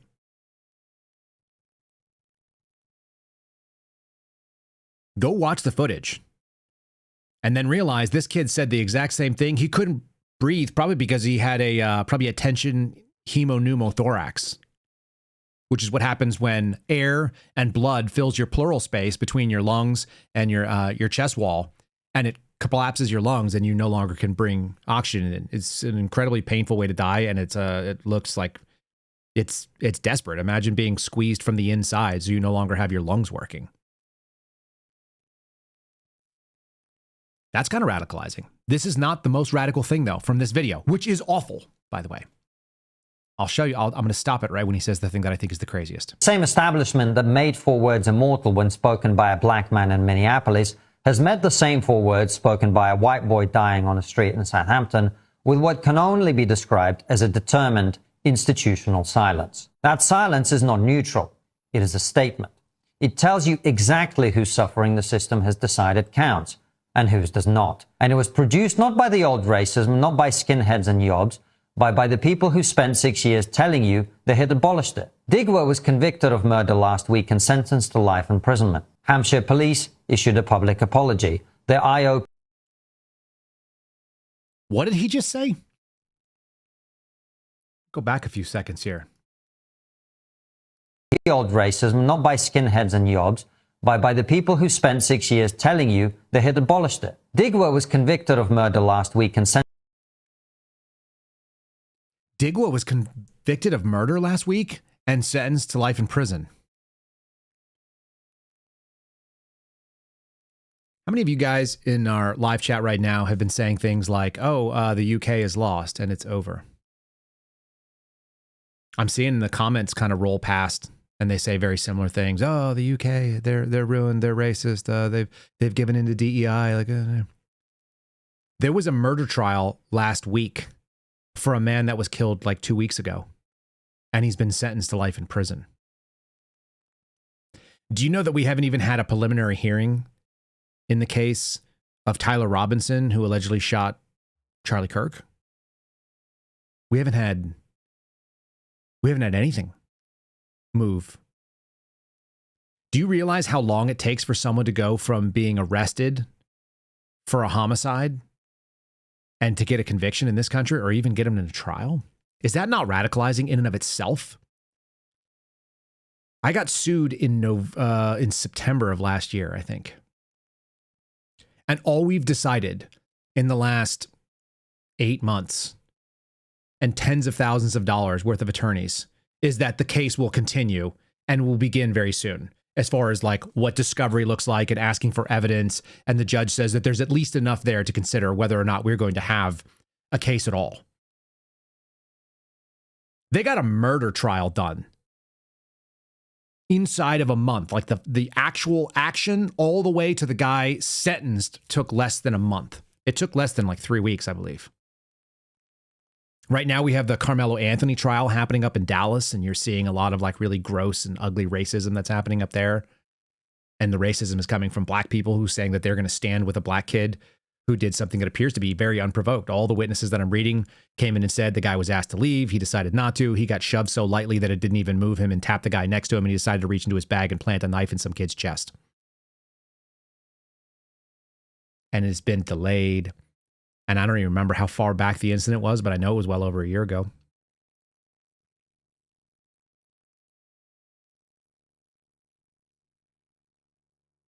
It's freaking insane how long it takes for us to get what would be considered to be justice, because our system doesn't yield justice. And the saddest and maybe the scariest thing that I've had happen is I had a conversation with my brother, who's an attorney. And he said, there is no justice under the law. That's not what our law does. It doesn't find truth. And it doesn't seek to find truth. What it does is it susses out whether the process is carried out in the way that the process is meant to. How many of you know what to do if somebody were to sue you over something that you said? And this is why I went and spoke out on behalf of James O'Keefe, for whatever it's worth, because I don't like James O'Keefe, and I'll tell it to you anytime. But I would still do what I did, because what I don't like worse is knowing that our justice system has chosen outcomes, has decided that they're going to go pursue something, and then they go get that thing. We're going to shut up Project Veritas, whether you like them or not. I'm seeing you guys in the chat saying that Henry was killed in December of last year. Got it. Okay, so it took 6 months. Right? We're now in June. And he got convicted at the end of May. 6 months. 6 months would be a record-setting speed in the United States. I'm going to continue this thought here. Number 9, end the weaponization of government against the American people. Have we done that? One of the things that would be weaponized, it's not term limits, and it's not like whether or not we have same-day voting or any of this stuff. Like, that's all obvious that we're just not getting the voting version of this. We didn't get what we asked for because the Republican Party, which has the majority in the House and the Senate and the White House, can't get any of the things that they said they were going to get done. The thing that's really important to me is the agencies continue to do what they want to do. And our system is not even set up to handle the business of doing justice. If there's no justice under the law and its only purpose is to just continue itself, Is there any more self-licking ice cream cone than our justice system right now, than our court system? Which, if you guys have ever been into them, you're like, what on freaking earth are we doing? Why does it take years? Why is my lawsuit taking years? And I'll use mine as a specific example because I don't have a ton of experience in doing lawsuits. It's just not like filing lawsuits is not my jam. But filing against the government is pretty much the only way that you're going to get anything. So we filed a lawsuit in 2022. And we brought forward another one in early 2023. We are now 3 years in deep. And in that time, the government fights us tooth and nail. We had an election where we got a new president. We got a new attorney general. We now have another new attorney general who's acting and nominated, who are sympathetic to our cause, allegedly. We have an FBI director who removed the person that did the thing that we allege that they did and removed that person for the reason that we said that they should be removed.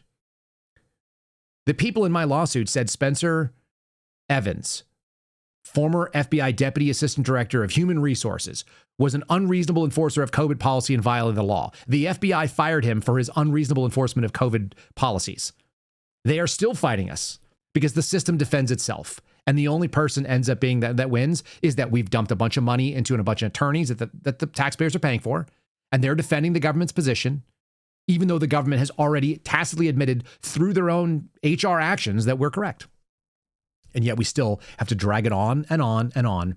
And we haven't even had the first bit of discovery from our own government, which theoretically serves us. The most transparent administration in history won't even give us discovery when we're like, hey, what sort of shitty things did you guys say about us in emails? What sort of things were like passed back and forth through DMs and text messages between FBI officials and DOJ officials, by the way, many of whom still work there, that implemented these policies that were found to be unconstitutional, and then the actual DOJ pulled their mandate so that they didn't have to have case law saying that you cannot require somebody to do something. You cannot require them to go get a shot because it wasn't a term of their employment in the first place. This is not a good justification, 1905 case law about something where there's small administrative fine. You guys wrecked a bunch of lives. How many lives were ruined because of COVID? How many lives were ruined because of BLM? And did we get the reckoning that you thought you were going to get? Can you vote your way out of it? And the answer, I think, is absolutely not. I don't think you can. But what we can do is we can have a huge fight about church and state, and we can have a huge fight about whether or not Mormons are real Christians, which is what devolved over the weekend. And again, I think that the Mormons who were involved in this thing did the most stupid PR thing that you could ever do. And it was the name of today, the meltdown. It blew my mind. It ate up my entire attention span for the whole weekend. And my wife is like, why do you look so tired? And I'm like, I'm out here like engaging with people who cannot just do the thing, which is what the Trump administration should have done about the Epstein scandal. When you're in the middle of a scandal, the best thing is just shut up and be nice. Just don't engage in it. Make it go away. If there's a scandal, just stop. And then there won't be a scandal because people's attention span is like this. It's the same reason why our politicians are able to pull off horrifically bad votes, not do the things we want, and then hope that we will just forget, because we will, because our attention span is distracted by the things that are important in your life. Going to your kids' sports games, making sure your grandchildren have birthday presents, hanging out at work, trying to figure out what sort of proposals or whatever other nonsense you guys are getting done.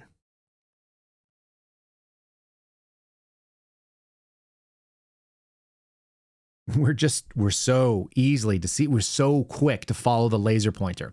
So we're going to do the laser pointer, but it's at the end of the show today specifically because I do think it's like one of the dumbest things, but it's worth noting that people make dumb decisions and we get distracted. And this is the stuff that people get really, really engaged on. The same way that many members of this audience are seriously invested in whether or not I have an electric lawnmower or not, which by the way is the dumbest thing that anybody could care about. The fact that I don't care what lawnmower you have. If you care about what lawnmower I have, that's hilarious to me. I think it's fun. Please continue to put those comments down. Every time I do, I'm like, gotcha. You're making a comment about a lawnmower that I run around with, which is on a battery, as though that matters to anybody. And the fact of the matter is, it's the stupidest thing to argue, but it's a thing that we all have experience with. Most of us don't know how to solve the problem of what's the right answer to fix the Senate. It's like probably hang everybody and burn the building to the ground. That's what we heard in our little cowboy clip a second ago. It probably is going to involve copious amounts of violence and something horrible, and nobody's ready to do that. But everybody's got an opinion about the lawnmower. Should it be a push lawnmower? Should it be a riding lawnmower? Should it be electric? Should it be gas? Should it be man-powered? It's like, we can have an opinion and solve the problem of our lawn. And that's about how far it goes. Pretty funny. We're going to get into this. The fact that we have not solved any of the problems of COVID lies should bother you. The fact that we haven't had any justice from people so-called deep state, they're all still there, as evidenced by the earliest story we started with today, which is that we've got 5 members of the FBI who were involved in what? Going after Catholics. And we just got rid of them, and the people who really did the real problem, the people who actually managed the agency, they all got promoted. The deep state continues to reward its own. So don't tell me we voted our way out of it. Don't tell me there's a solution that's nice or friendly, or that there's somehow that you're going to do, if you just get enough. We're already seeing in Los Angeles is considering doing some wild thing, putting in a crystal business owning social media clown. And that's what I think of Spencer Pratt. He's better than their alternatives. It's like avowed communist and Indian interloper versus white guy who looks like a scam artist. Like Los Angeles is screwed. But you can't even have somebody come in and upset the apple cart that way. They can't have it. And he's going to lose by 1%. Just like Kamala Harris took AG. And where did that ride her? It rode her all the way up to the top where she was the vice president of the United States. And she almost got selected. If they thought they could have pulled it off, I think they would have put Kamala Harris in. They just realized it was probably going to be a bunch of angry J6 bloodthirsty types that were going to say no more. That's what I think is so wild about all this stuff. If you guys are watching on Rumble, give us a like. If you're watching on YouTube, same thing. Subscribe to the channels. If you hear an ad right now from the audio platforms, which we'll put in here if they want, let me know what that ad is. It comes from the folks on Spotify who do the hosting. I appreciate them. Again, they actually kind of like end up paying the rent in this building. So that ain't nothing. For whatever it's worth. A lot of times it sounds like Fox News is advertising here, and so is the Bongino show, like the people who need to do propaganda. The one thing I'll tell you that I'm sort of proud of, I've never once advertised this podcast. It's word of mouth. It means that it doesn't grow the way it does. I don't know if you guys see this. Whenever you see some clips of some show and you're like, oh, maybe I'll go watch that. Like almost always they're being paid. You should probably recognize that. Speaking of clips, if you guys are watching over on Rumble, you guys can use the !clip command up to 240 seconds that you guys can clip. We were dominating previously. I haven't seen a bunch of them today, but I haven't been watching the chat as hard as I normally do. So just be aware of that. All right, let's get into sort of this LDS thing. Hold on. Let me just put this on the screen just so you guys know. I will link this in the show descriptions. Sorry, not in the descriptions, but in the comments for YouTube and Rumble. Kamala Harris eyes possible 2028 comeback. Some allies are looking for a fresh face. Since I brought her up in that news clip of winning by 1% AG of California, she's not done. And the reason she has any credibility is because she was a California AG and a vice president, and all those things means that it was actually like pushed up there to that level, right? So that's where it comes from. If you don't have those things, if you don't have those bona fides, you can't make a national race. I've got a couple of different stories that will be part of these things. Let's move this to the end and let's see if we can get into this story of the Defense Department. I think nothing better than going to the Salt Lake Tribune. Our Latter-day Saints Christian, the United States Defense Department doesn't appear to think so. All right. The Utah-based face was, however, among those to make the list of the massively curtailed list of official religions that can be listed under the DOJ's moniker. So this is kind of a fun little thing to see. Because you go, what on earth is DOD doing? I'm going to try to see if I can get all of the denominations all on one page. And we'll just get these many. Let's see how many. I'm sorry, I'm stretching something right now in real time so you guys can actually read. Yeah, this may not be the best list, but that's okay. It's better than nothing. Let's put it on the screen. This is the list of faiths. I can read them, so I'll read them off to you. That are now being acknowledged by DOD or Department of War, if you like. By the way, if you guys want to think that the Trump administration has permanently changed the Department of Defense to Department of War and it'll be staying as Department of War, you can pretty much guarantee that the next Democrat that comes in is going to switch it back and we're going to end up paying for it. And all of the bases that were historically named one thing and then were changed under the Biden administration to some other new name, they're all going to go back. So we're going to lose Fort Bragg and we're going to lose Fort Hood and some of these other ones. They'll go back and do it again. So the Department of War will likely be Department of Defense in the very near future and will pay for the costs of changing all the labeling and all the stupid stuff. But here we go.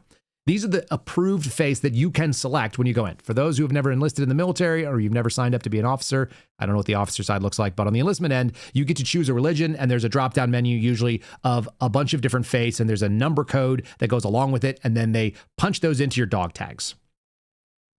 Agnostic, Buddhist faith, Buddhism, and then there are a variety of Christian, and they all Christian - fill in the blank. One of them is Assembly of God, Baptist, Brethren, never heard of that one, Catholic, Church of Christ, Church of God, Church of the Nazarene, Episcopal or Anglican, Evangelical, broadly speaking, Jehovah's Witness, people got problems with that, Lutheran, Methodist, people should have problems with that one too, non-denominational, fine, Orthodox, other Christian, Pentecostal, Presbyterian, Quaker, people have questions about that one, Reformed, Christian Scientists, people have questions there, Seventh-day Adventists, and then under its own label, without Christian, and this is where the big controversy came from, Church of Jesus Christ of Latter-day Saints. They also list Hindu, Islam, Judaism, no religion at all, other religions, which would be all of your pagans and all that kind of stuff, I'm sure, and then Sikh. So there you have it. As I recall, my dog tags are either stamped Roman Catholic or Catholic, and I can't remember which one it is, but it's one of the two. I should go look. I've got 2 sets of dog tags from back in the day, and that's what they said. So this is the big controversy that was being played out. And so the question then becomes, well, are they in fact Christian, as though DOW or DOD is adjudicating such a fact? They're not. They're just trying to classify things so they can kind of square it away. And they just had their first series of chaplains instituted under the Biden administration. Previously, I guess there was a LDS sort of claim that you couldn't do that. And now apparently you can. And so the first one that I read about, there was a story going back to 2021 where they had the first Mormon chaplain. And that was previously something that didn't happen. Now, here's Mike Lee getting himself very worked up and calling attention to something which I would call maybe one of the dumbest political Streisand effects you could do on this particular topic. It's not fruitful ground. And also, it doesn't matter unless you make a big deal out of it. So like I said, I don't know if the church elders that are driving this thing and telling Mike Lee, hey, you're going to have to go make a stand for this, or if he on his own decided, I'm going to go see where this fruitful ground is and finding out that, by the way, people were totally okay with you being polite and kind of weird. And I'm saying that in the nicest possible way. I have friends who are Mormon or LDS. They're awesome people, many of them. I don't agree with their church beliefs, but that doesn't stop us from being friendly. It doesn't mean they're bad neighbors. It doesn't mean they're bad people. It doesn't mean that they're disloyal public servants. Many of them are wonderful teammates in the military. They're outstanding law enforcement officers. They're very understanding of hierarchy, so they tend to be better at order following, like Catholics, which are also very prominent in these organizations. They're service-minded and oriented. They have language skills oftentimes. So I had a classmate that sat next to me. He spoke fluent Russian because he went out there and did I think he did a mission to Siberia. So he came in with a fluent knowledge of Russian, which makes you very employable by CIA or FBI or other, intel type agencies. It's not a knock on anything about them as a human being. What it says is that your church has beliefs that don't fit into the canonical, or whatever you want to call it, the creedal versions of what Christianity encompasses to people who define themselves as Christians. So that's what they are. Mike Lee, major upset about this thing. And again, I think what they did is they ended up highlighting how unusual to normal Christian beliefs you're going to find. And the funniest thing I saw was kind of the meme of the Predator, where you've got Carl Weathers and Arnold Schwarzenegger locking hands together. You remember? And like they give you the thing, and they always use this meme to show like two sort of opposing things and what are they coming together on. And it's like Protestants, Orthodox, and Catholics all coming together to agree that Mormons are not Christian. And that's the deciding point from people who have defined themselves as Christian and can basically track those beliefs for about 2,000 years.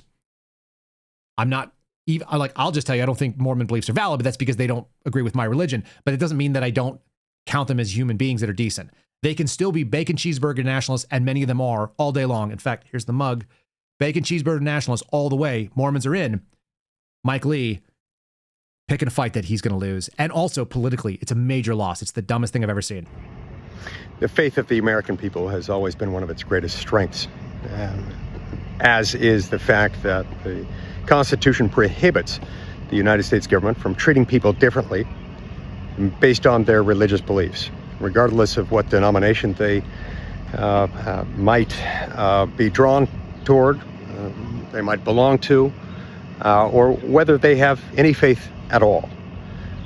It's one of the many things that has strengthened our country, and it's especially important in this circumstance that the government recognize the faith of the men and women who serve in uniform and stand ready, willing, and able to die at any moment as they serve our country in times of war.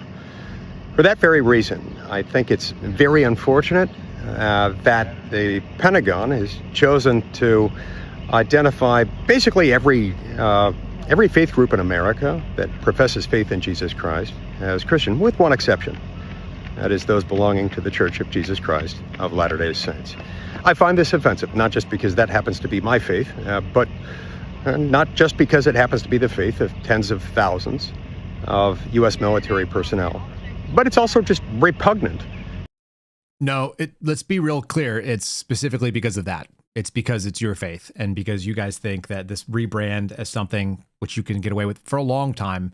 It was well accepted that Mormons were distinctly different. In fact, everything I can understand about the Mormon faith, which has come into clearing relief over the last 48 hours, is that they think that they're the only true church. And if you think that, you're going to be basically at odds with everybody who thinks the other thing. This is a really, really dumb thing to stand up and say.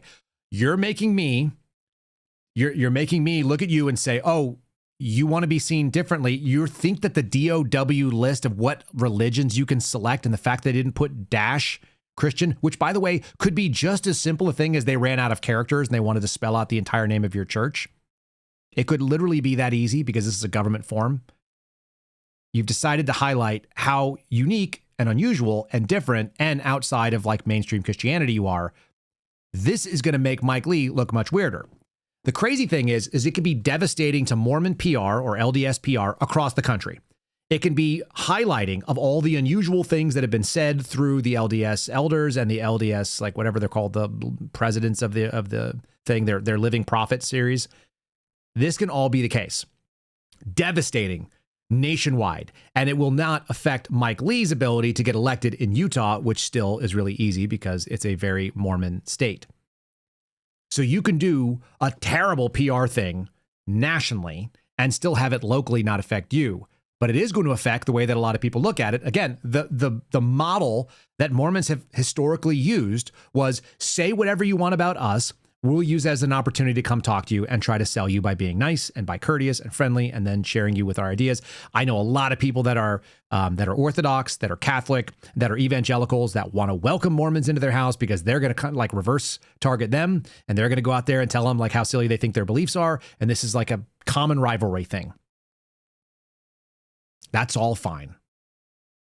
But branding, I don't think Americans, broadly speaking, are looking at Mormons and going like, oh, you are so radically different, like you're doing this thing. Unless you guys start highlighting what Mike Lee's doing, he's going to get even more dumb here. He's going to do a Gorbachev thing. He's going to do a Ronald Reagan thing to Gorbachev. Check this out. To any sense of decency, any sense of our common heritage and our common belief that the government needs to not weigh in on doctrinal disputes between various religious denominations. If all you said is that the government should not weigh in on doctrinal disputes, that would have been fine. But that's not what you're doing. And so I respectfully am imploring people at the Pentagon to reconsider this. Not just reconsider it, but undo it. Secretary Hegseth, tear down that wall. This is not cool.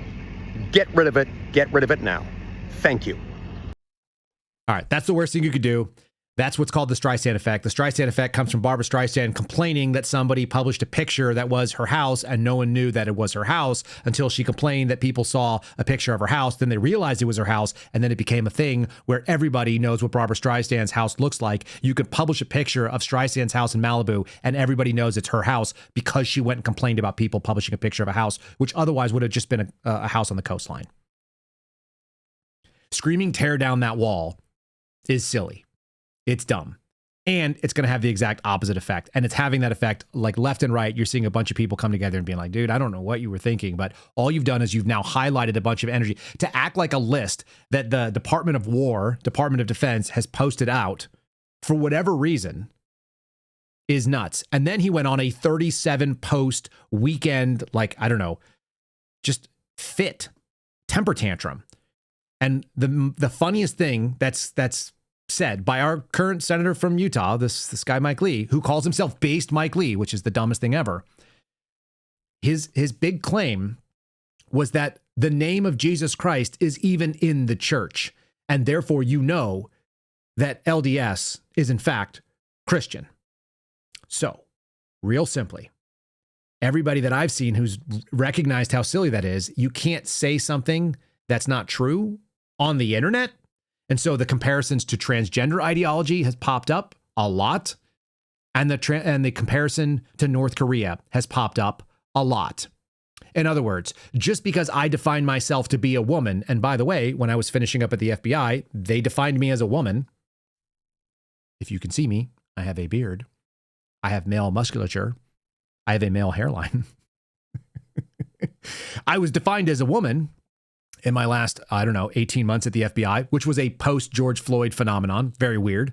But they started classifying me out of nowhere because of some survey that I took when I was at the academy where I was just like, this is retarded. Why are you asking me about my gender when you have gone and literally taken my military records and all my medical records from every hospital that I could imagine that they were at, and you went and all gathered them up, and then you're asking me about my gender? Dumb. They called me a woman.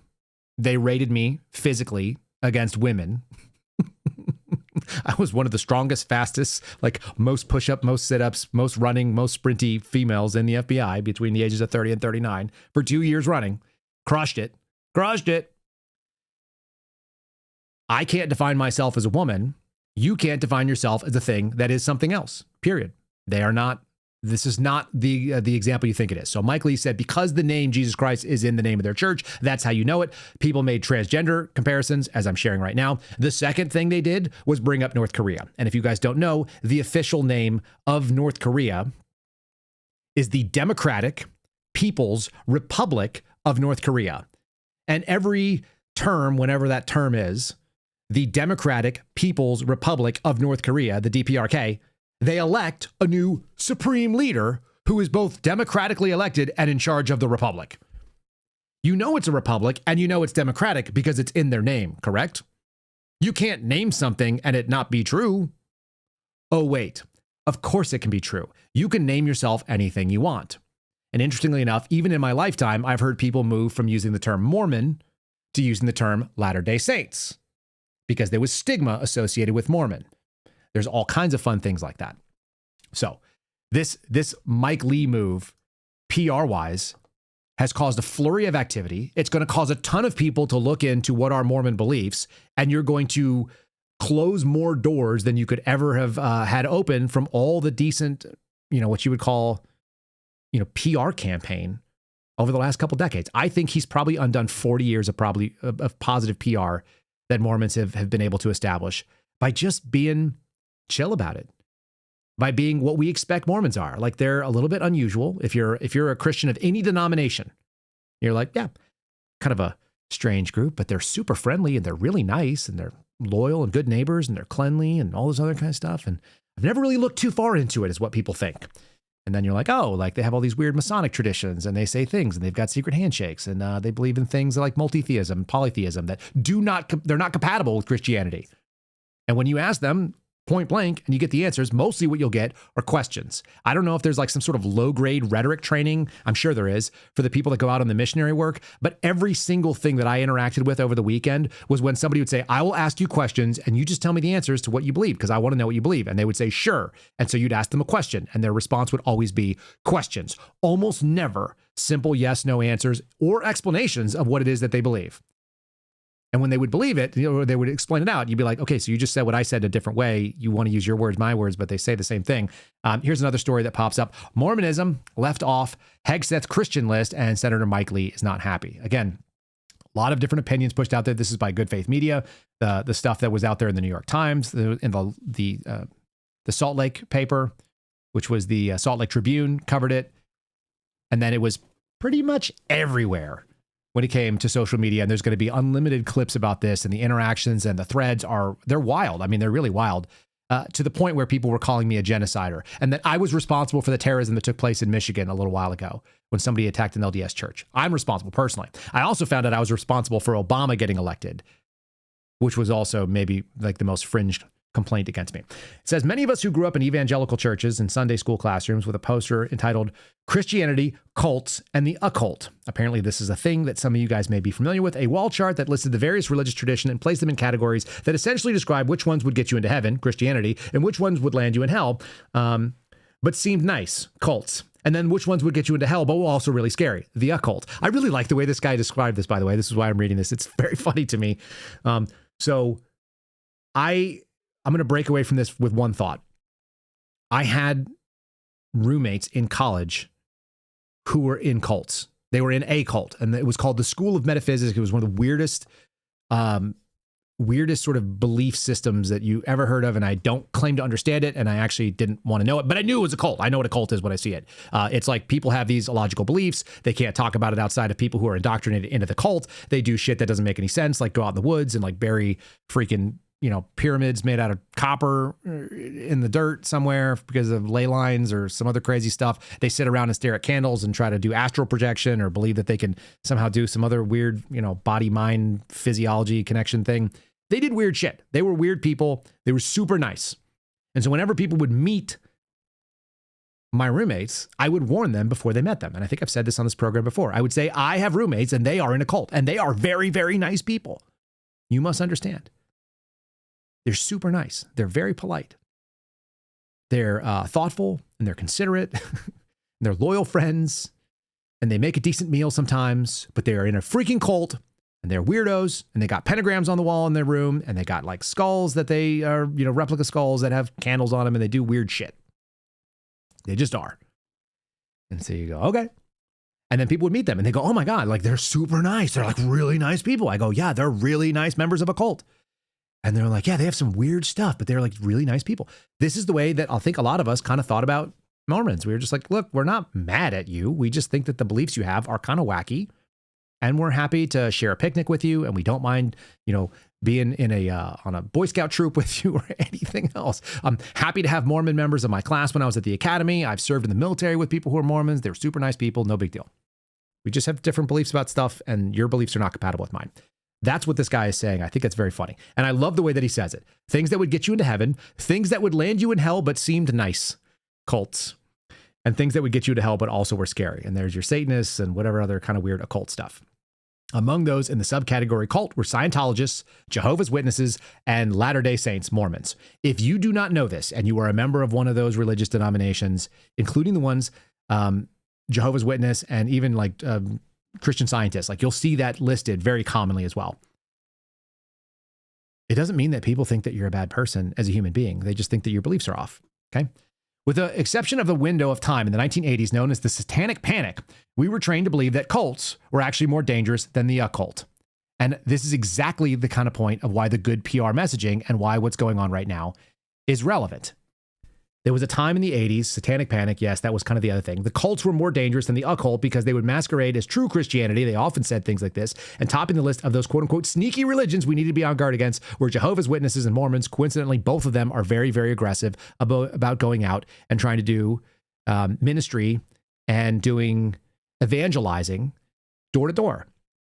The craziest and the funniest thing that I saw posted over the weekend was if Mormons believe that they are Christian, and they also believe that you are a Christian if you're in one of the other denominations, why do they go out and try to convert Christians to Christianity? And they really can't handle the answers to these things, which is why this ended up being an absolute shit show on social media. And it will continue to point out major, major differences, exactly like this article that was written. The evangelical belief that Mormon teaching falls outside of Christian orthodoxy held strong until 2012, when suddenly, out of nowhere, the Church of Jesus Christ of Latter-day Saints fell off the cults list in Sunday school walls. I can't be certain, but like many other observers, I suspect the Republican Party nominating Mitt Romney, a Mormon, as its presidential candidate may have had something to do with this reversal. I also suspect that this attempt to normalize and to try to include and this big bristling against including them as Christians is all about political power. And I think that's why Mike Lee is the biggest face of it. And I think that's what's going on here. So that's my analytical take on this thing, is that there was an attempt, and I think that he basically effed it up big time. But there's been this attempt to normalize it since probably 2012 when you had Mitt Romney, who was a terrible candidate. And he loves hot dogs. And if you guys don't know this about Mitt Romney, one of my favorite things about Mitt Romney is that hot dogs are his favorite meat. If you've been listening to this program for a while, it became kind of a joke that we played on a regular basis. Mitt Romney wishing people a happy hot dog day because hot dogs are his favorite meat, even though he has tons of money. Everybody knows hot dogs are Mitt Romney's favorite meat. He loves tubular mystery meat in the casing in his mouth. I don't know. That's what he said, not me. Him standing with a hot dog in the middle of the hallway in like one of the office buildings for the Senate is like one of the weirder videos that anyone's ever released. These people do all these weird political stunts. This is a failed political stunt. Trying to defend Mormonism as Christianity is like, you should have just kept your mouth shut like you normally would and just moved on and said, thanks for acknowledging us as one of the approved 33 religions that people, or 31 religions people can choose when they enter the service. There are many service. If you wanted to say anything at all, he was like, there are many service members who are, members of LDS and that we're appreciative of their service. Nope. Couldn't do it. You're trying to normalize something. I think it's Mitt Romney type related. What I would say is that while Mitt Romney was the Republican nominee in 2012, you actually have probably a bigger divide as people start swinging away from that I'm either Republican or Democrat thing.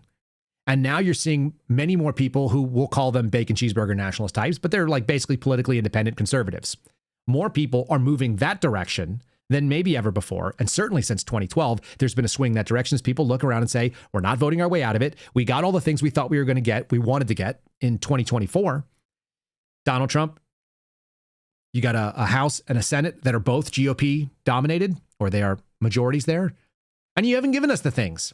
You failed on your 20 core promises, including really important ones. So more people are going to say, well, I'm not a Republican. I'm just a conservative who occasionally or has to vote Republican in certain circumstances. And then you're going to get a bunch of people that don't vote at all. And you're not going to be able to pull one over that if you have Mormons running under the GOP label, people are going to say, well, he's the GOP, so I vote for the GOP. That's what I define myself as. People in more and more are going to define themselves independently. And you're going to be in a problem where this PR disaster over the last 48 hours, I think will actually have long-reaching effects. I actually do. And again, this guy, I think, accurately honing in on the change when LDS fell off the quote-unquote cult list for evangelicals. I'm not an evangelical. I've never seen that poster, but it makes perfect sense to me. Given a choice between voting for a black man or a cult member, Christian conservatives chose neither, which is why you ended up with Barack Obama, is one of the reasons that people could argue. You could also argue that a bunch of supposedly pro-life Catholics ended up voting for Democrats knowing that they are pro-death, pro-choice, pro-abortion. And that's something I cannot fathom. That's in my own house. I have to deal with that every time I deal with Mass. They moved an entire religion from cult to Christian in the column, and it went about their day. In retrospective, it should have been a sign that the lengths that many evangelicals will go to bend theological messaging to suit their political purposes, this is also relevant. And this is also the moment that we are at right now, as people sit there and go, I am not willing to compromise. I don't want to vote for a lesser of two evils. This is essentially the bacon cheeseburger nationalist position. I want to vote for the dominant culture in America. The dominant culture is Christian. We share many values with people who are LDS, the way that we treat other people. So we are not at odds with them. They certainly aren't enemies. I would call them Christian adjacent, if you wanted to call it, like many other people who are even atheists, but they live by secular human values and they value all the things that we do as Christians. It turns out. Anyway, all of these things are out there. This guy says the shifting lifts, so we're going to kind of finish through the story here just a little bit. Given all this, I was unsurprised when last week, in researching the news story on how the Department of Defense has drastically reduced the number of religious groups that it codes for in the military chaplaincies. This is all about like how a government agency goes and staffs something, by the way, and discovered that LDS was given its own separate category from others that were explicitly labeled Christian. It seems the department, led by Pete Hegseth, whose pastor is a self-described Christian nationalist theocrat, has pushed Mormonism back into the cult column.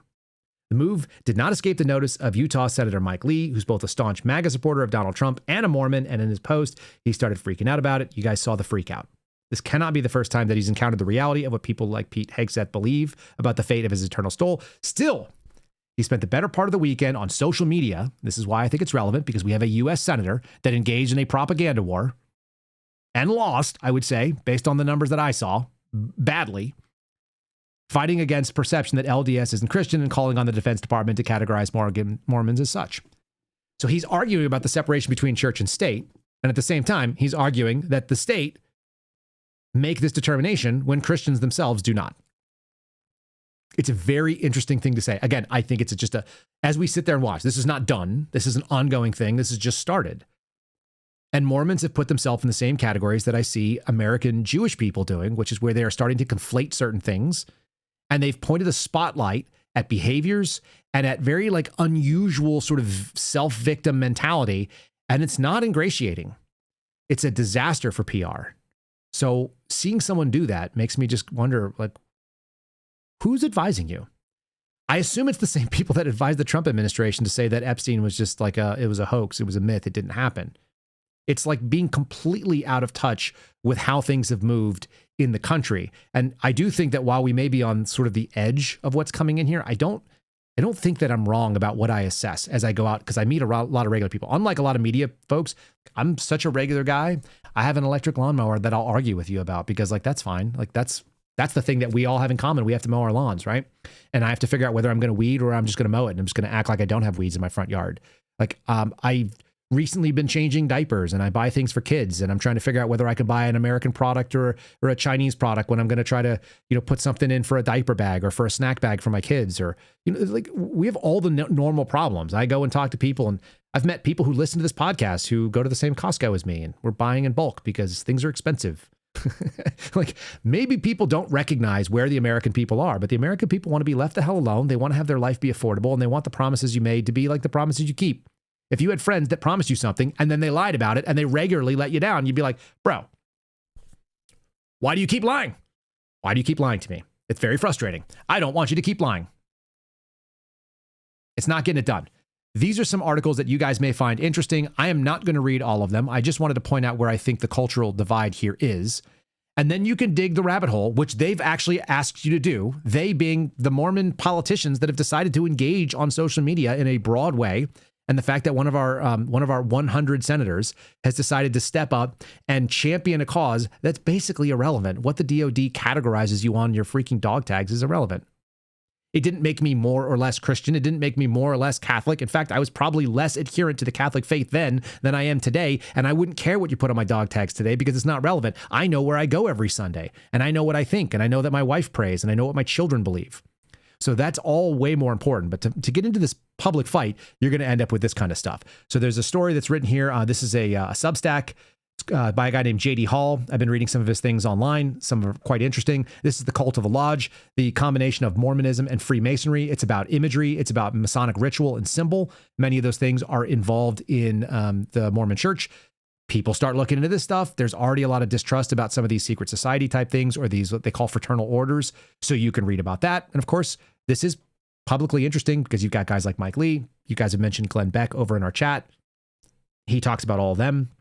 There have been some videos of some of the I think they call it the endowment of the temples that happen in Mormon temples, and the fact that a lot of the stuff that goes on there, like you can walk into any Catholic church today, as long as it's like business hours and it's not in the middle of the night where you're stealing something, and you can walk in and you can drop on a knee and you can pray, and you can be involved in adoration of the Blessed Sacrament if you're so inclined. Like most of them have a chapel that's open at all times. That's not necessarily the case for everywhere. So if you want to read about this and it's interesting to you, I think it is interesting. I read this article and I found it enlightening. It's not stuff that I wasn't aware of. It's stuff that I hadn't heard put all in one place. I'm going to show you another one here. This is the other things. What you're going to end up doing is highlight some of the strange things that Mike Lee has been involved in that are antithetical to what we would normally think are the conservative and MAGA positions. And one of them is an attempt to sell public land, which was part of Trump's original big budget, the big beautiful bill piece. It didn't make it in, but there are entire articles of people who are seriously frustrated with what this guy did because they're not particularly conservative. If you're a conservative, theoretically, you're trying to preserve something. And taking public lands, which are a net good for anybody who's ever been able to use public lands, it's the best.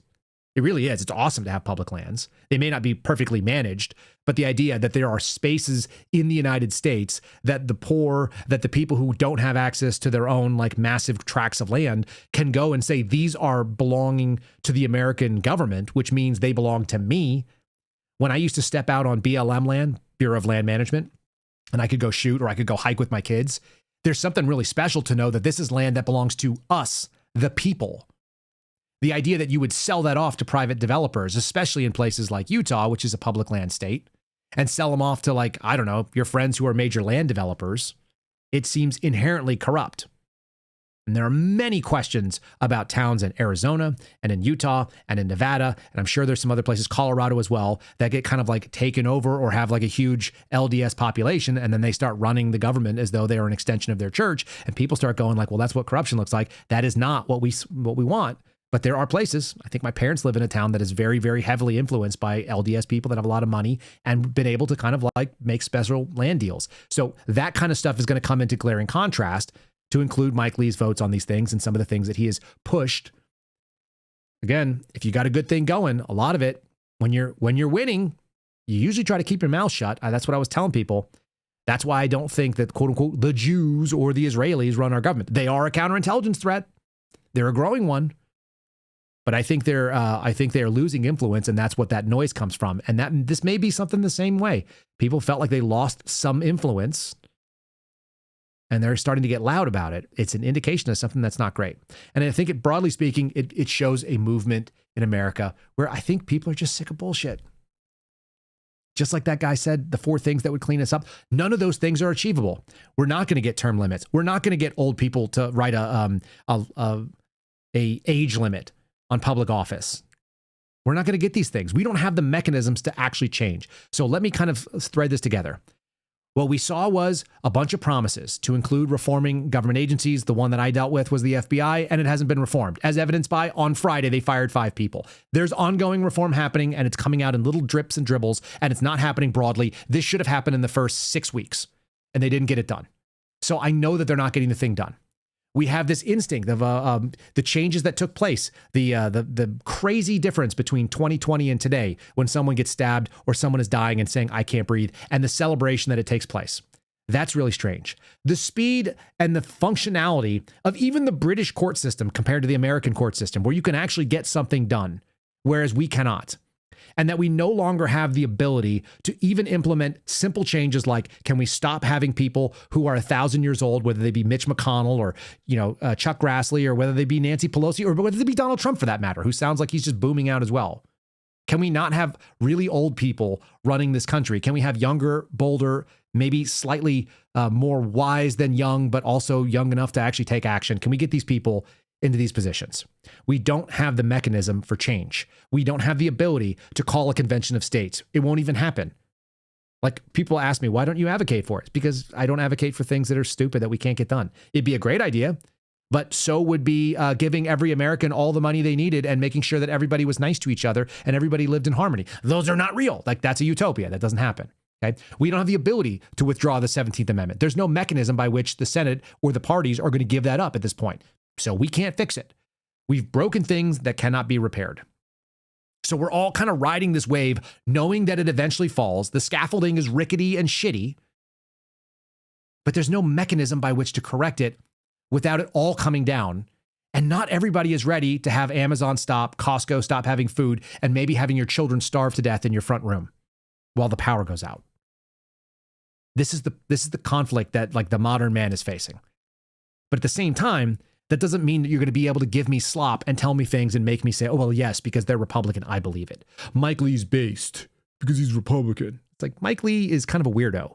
Mike Lee said, tear down that wall about a piece of paper that was a delineation on how they're going to establish how many chaplains are available for soldiers. What are you talking about? And we're less and less inclined to just eat that crap and say, yeah, this is just the way that, like, I'm excited about it. People are now recognizing, like, this is garbage. So what do we do with it? And what I suggest to you is that you personally prepare, because you can't do anything other than that. You really cannot affect systems this big. Anybody who says, like, what are you fighting for? I'm not fighting for shit. Excuse my language, but I am not fighting for anything. I'm sitting here talking to people saying, you're not crazy to look at the world and say, this is not really great. So what can I do? I can have my own faith, to include being LDS. I'm sure there are LDS people that listen to this. I'm not mad at any of you. I don't think you're Christian, but that doesn't mean I think you're not a good person, or you're not a nice person, or that you're not a decent neighbor, all the other things. Like, you're just not a Christian as I define it. And by the way, the rest of Christianity does. So there it is. What can you work on? You can work on your family. LDS people tend to have really good families. So do all kinds of other people that are really decent, like big Catholic families, big Mormon families. If you're not making a big family, that's something you might want to work on. Like, because we gotta have people that share your values. So you can do that. That's the second F. You should work on your fitness. You should get to your body is able to handle whatever's coming in stress, in chaos, in times of tumult. You should be able to defend your family physically, and that means you're going to have to be fit. There's not a single military that doesn't say, like, hey, there's a fitness standard. Law enforcement, generally speaking, should have those as well. So be fit, take care of yourself, and then learn how to use firearms, learn how to find your own food, whatever that's foraging or farming or whatever. These are not revolutionary things. They are on a little plaque on the wall in our house because they remind us that these are the things that are within our control, that I can't control the American Congress, and neither can you, and we can't stop them from selling off our lands, and we can't stop them from being corrupt, and you can't even have senators change what the DOD says about something on whether they make a list on how they're going to move chaplaincies. And we sure as hell can't vote our way out of it because we already tried in 2024, and everybody got what they thought they did, and now what they're doing is you're just seeing, well, you voted for something, but you're just getting this like half measure. We didn't get a revolution. We just got like kind of like a foot off the gas, which is what my biggest worry was. Donald Trump wasn't the U-turn we hoped. He wasn't the hard braking and turn. He was kind of like, let's slow this thing down. And by the way, he even started a new war in spite of all that stuff. So ain't that something? Let's do fun stuff as we end up here. If you guys are watching on YouTube and Rumble, make sure you guys hit the like. I appreciate it if you guys would. I got like a whole bunch of things that entertain me over the weekend too, because like I just don't sit there and hate on it. I actually watch some of these things. We haven't done a dad joke deal in a long time. These dudes are sitting on a vibrating plate. I think it's one of those like fitness things, speaking of fitness, where you stand there and it just shakes your fat around. I don't know if there's any value in that or what it does, but it is funny. It's way funnier to sit and try to drink a glass of wine with your friend, which is kind of a gay thing to do with your buddy, and tell dad jokes. So here are two men vibrating. For me, the laugh was what got it. Here's some dad jokes. We need some dad jokes at this time. Here we go. Hold on. That was too quiet. I'm going to get it to you again. Ready? Here we go. He's just knocked on my door. Said my dog was chasing a kid on his bike. I just shut the door. My dog doesn't even have a bike. I found out that my wife is a ghost. I had my suspicions when she walked through the door.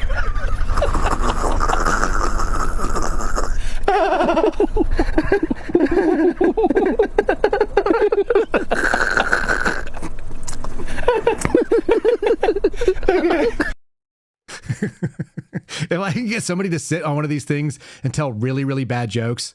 The first one, he said the police knocked on his door and they told him that his dog was chasing a kid on a bike. Those are horrible jokes, but two men that are laughing and vibrating on a plate while drinking wine. I would do that. I would do that with probably most of you. I would sit on a plate just because they'd be like, hey, do you want to sit on that plate and try and tell each other jokes and see who laughs? It's like, yeah, I'll do that. I'm on board. This one also is a lady that I just found over on Instagram, and I will find a link for her. I think her name is Emily, actually, which is my wife's name. And she's doing the most generic, funny ads. It sounds like every single thing you're getting. She's doing voiceover work. I'm not a huge fan of like women voiceover work a lot of times. But this lady gets the mission. The mission is, how do we point out how ridiculous the time is? This is how ridiculous the time is. If this sounds like some advertisement you guys have gotten, thank God she's not AI, because that's the other thing I see all the time. AI voices like trying to sell me some stuff. This is much funnier. The future of work is human. But what happens when the future of human is no longer work? That's why we built Human Being for Business, a human-centered approach to human business. Human Being for Business leverages the power of humanity to meet the evolving needs of doing human work. Imagine your human work being done in the time it takes for a human to do work, in real time. No more streamlined systems, no more agentic solutions, just being human, doing human work. If you aren't using Human Being for Business, you may be left behind. Human Being for Business. Human, human, human, human, human, human. It reminds me of the Morgan Freeman thing, where at the end, the Morgan Freeman guy just goes, Morgan Freeman, Morgan Freeman, Morgan Freeman, Morgan Freeman, Morgan Freeman. These ads are all like that. She does an entire series of this. So if you guys have never seen this, I'll give you one more. It's about AI, which apparently everyone needs to do. You can be anti-data center, but if you don't know how to do AI, you're going to get left behind. How about doing business with AI? This one I think is also pretty good. Your business runs on business, but your business's business is stuck in the past. Until now. Introducing Business AI for Business. Business AI for Business leverages the power of business AI for your business, transforming your business into AI business. With Business AI for Business, Business AI does your business in seconds, leaving your team to focus on the important business of your business, business. Now your business is free to run your business at scale, at speed, at AI. The future of business isn't coming, it's here. Business AI for business. Business AI. Business AI, AI. See, I told you there are women that are funny. Some of them are funny. That lady gets it. Anytime you can just poke you in the face. You guys will actually remember those ads. That's what's really funny. Like that tactic and that technique in writing copy is really effective. So the repetition thing, it works. She's got a really nice microphone there. She does a really good job of just pointing out how stupid this stuff is. This is what you guys are getting sold every single day. So when you go look, one of you is going to go out there and look for business AI for business. You're going to realize that all business is business AI for business, business AI. All right. That's what I got for today's show. Again, you're going to hear, I might do a show tomorrow morning if we can work it in. We're going to be on a plane, but I'm going to figure out how I can get one done prior to, like, there's going to be news today that'll be interesting. And then you're going to hear Spencer Gottlieb, at least broken into two different parts. I'll have a part 1 and a part 2. I think you will very much enjoy him. Let me give you one last little piece because he's funny. He's really a funny guy. So we'll do a Spencer clip as I end here. And some of you guys will have seen this on social media already. This is a clip entitled "The Fart of the Deal." This is just like organic weird stuff that we were talking about. Here you go. We had $1 billion lottery. It was the first time I'd ever hit $1 billion. Somebody asked my boss at the time, they said, what would you do if you won the lottery? And he said, well, I'd probably answer a couple emails and do something, and then I'd probably quit and start a new business. And, I'm going bald, but he was cue ball bald. And I knew he was uncomfortable with it. I'm still uncomfortable with it to an extent. And so they asked him, the Chinese are very serious about like money, billions, money. And Scott said, I'd start a new business. And I said, Scott, what kind of business would you start? Like a hair salon? And this place exploded with laughter. Mm-hmm. And I was like, I'm for sure getting fired now. Guaranteed. And so I got fired for that. You got fired for making a hair joke? And I pushed back and said, well, there's the sexual orientation joke that happened too. So I got unemployment, which was great. And that's why I went back to school. You were in a negotiation for how the separation was going to end. The fart of the deal. The fart of the deal. I have no idea what happened to the aspect ratio of that video. It just sort of disappeared. But Spencer's super funny. He's super quirky. He's very entertaining.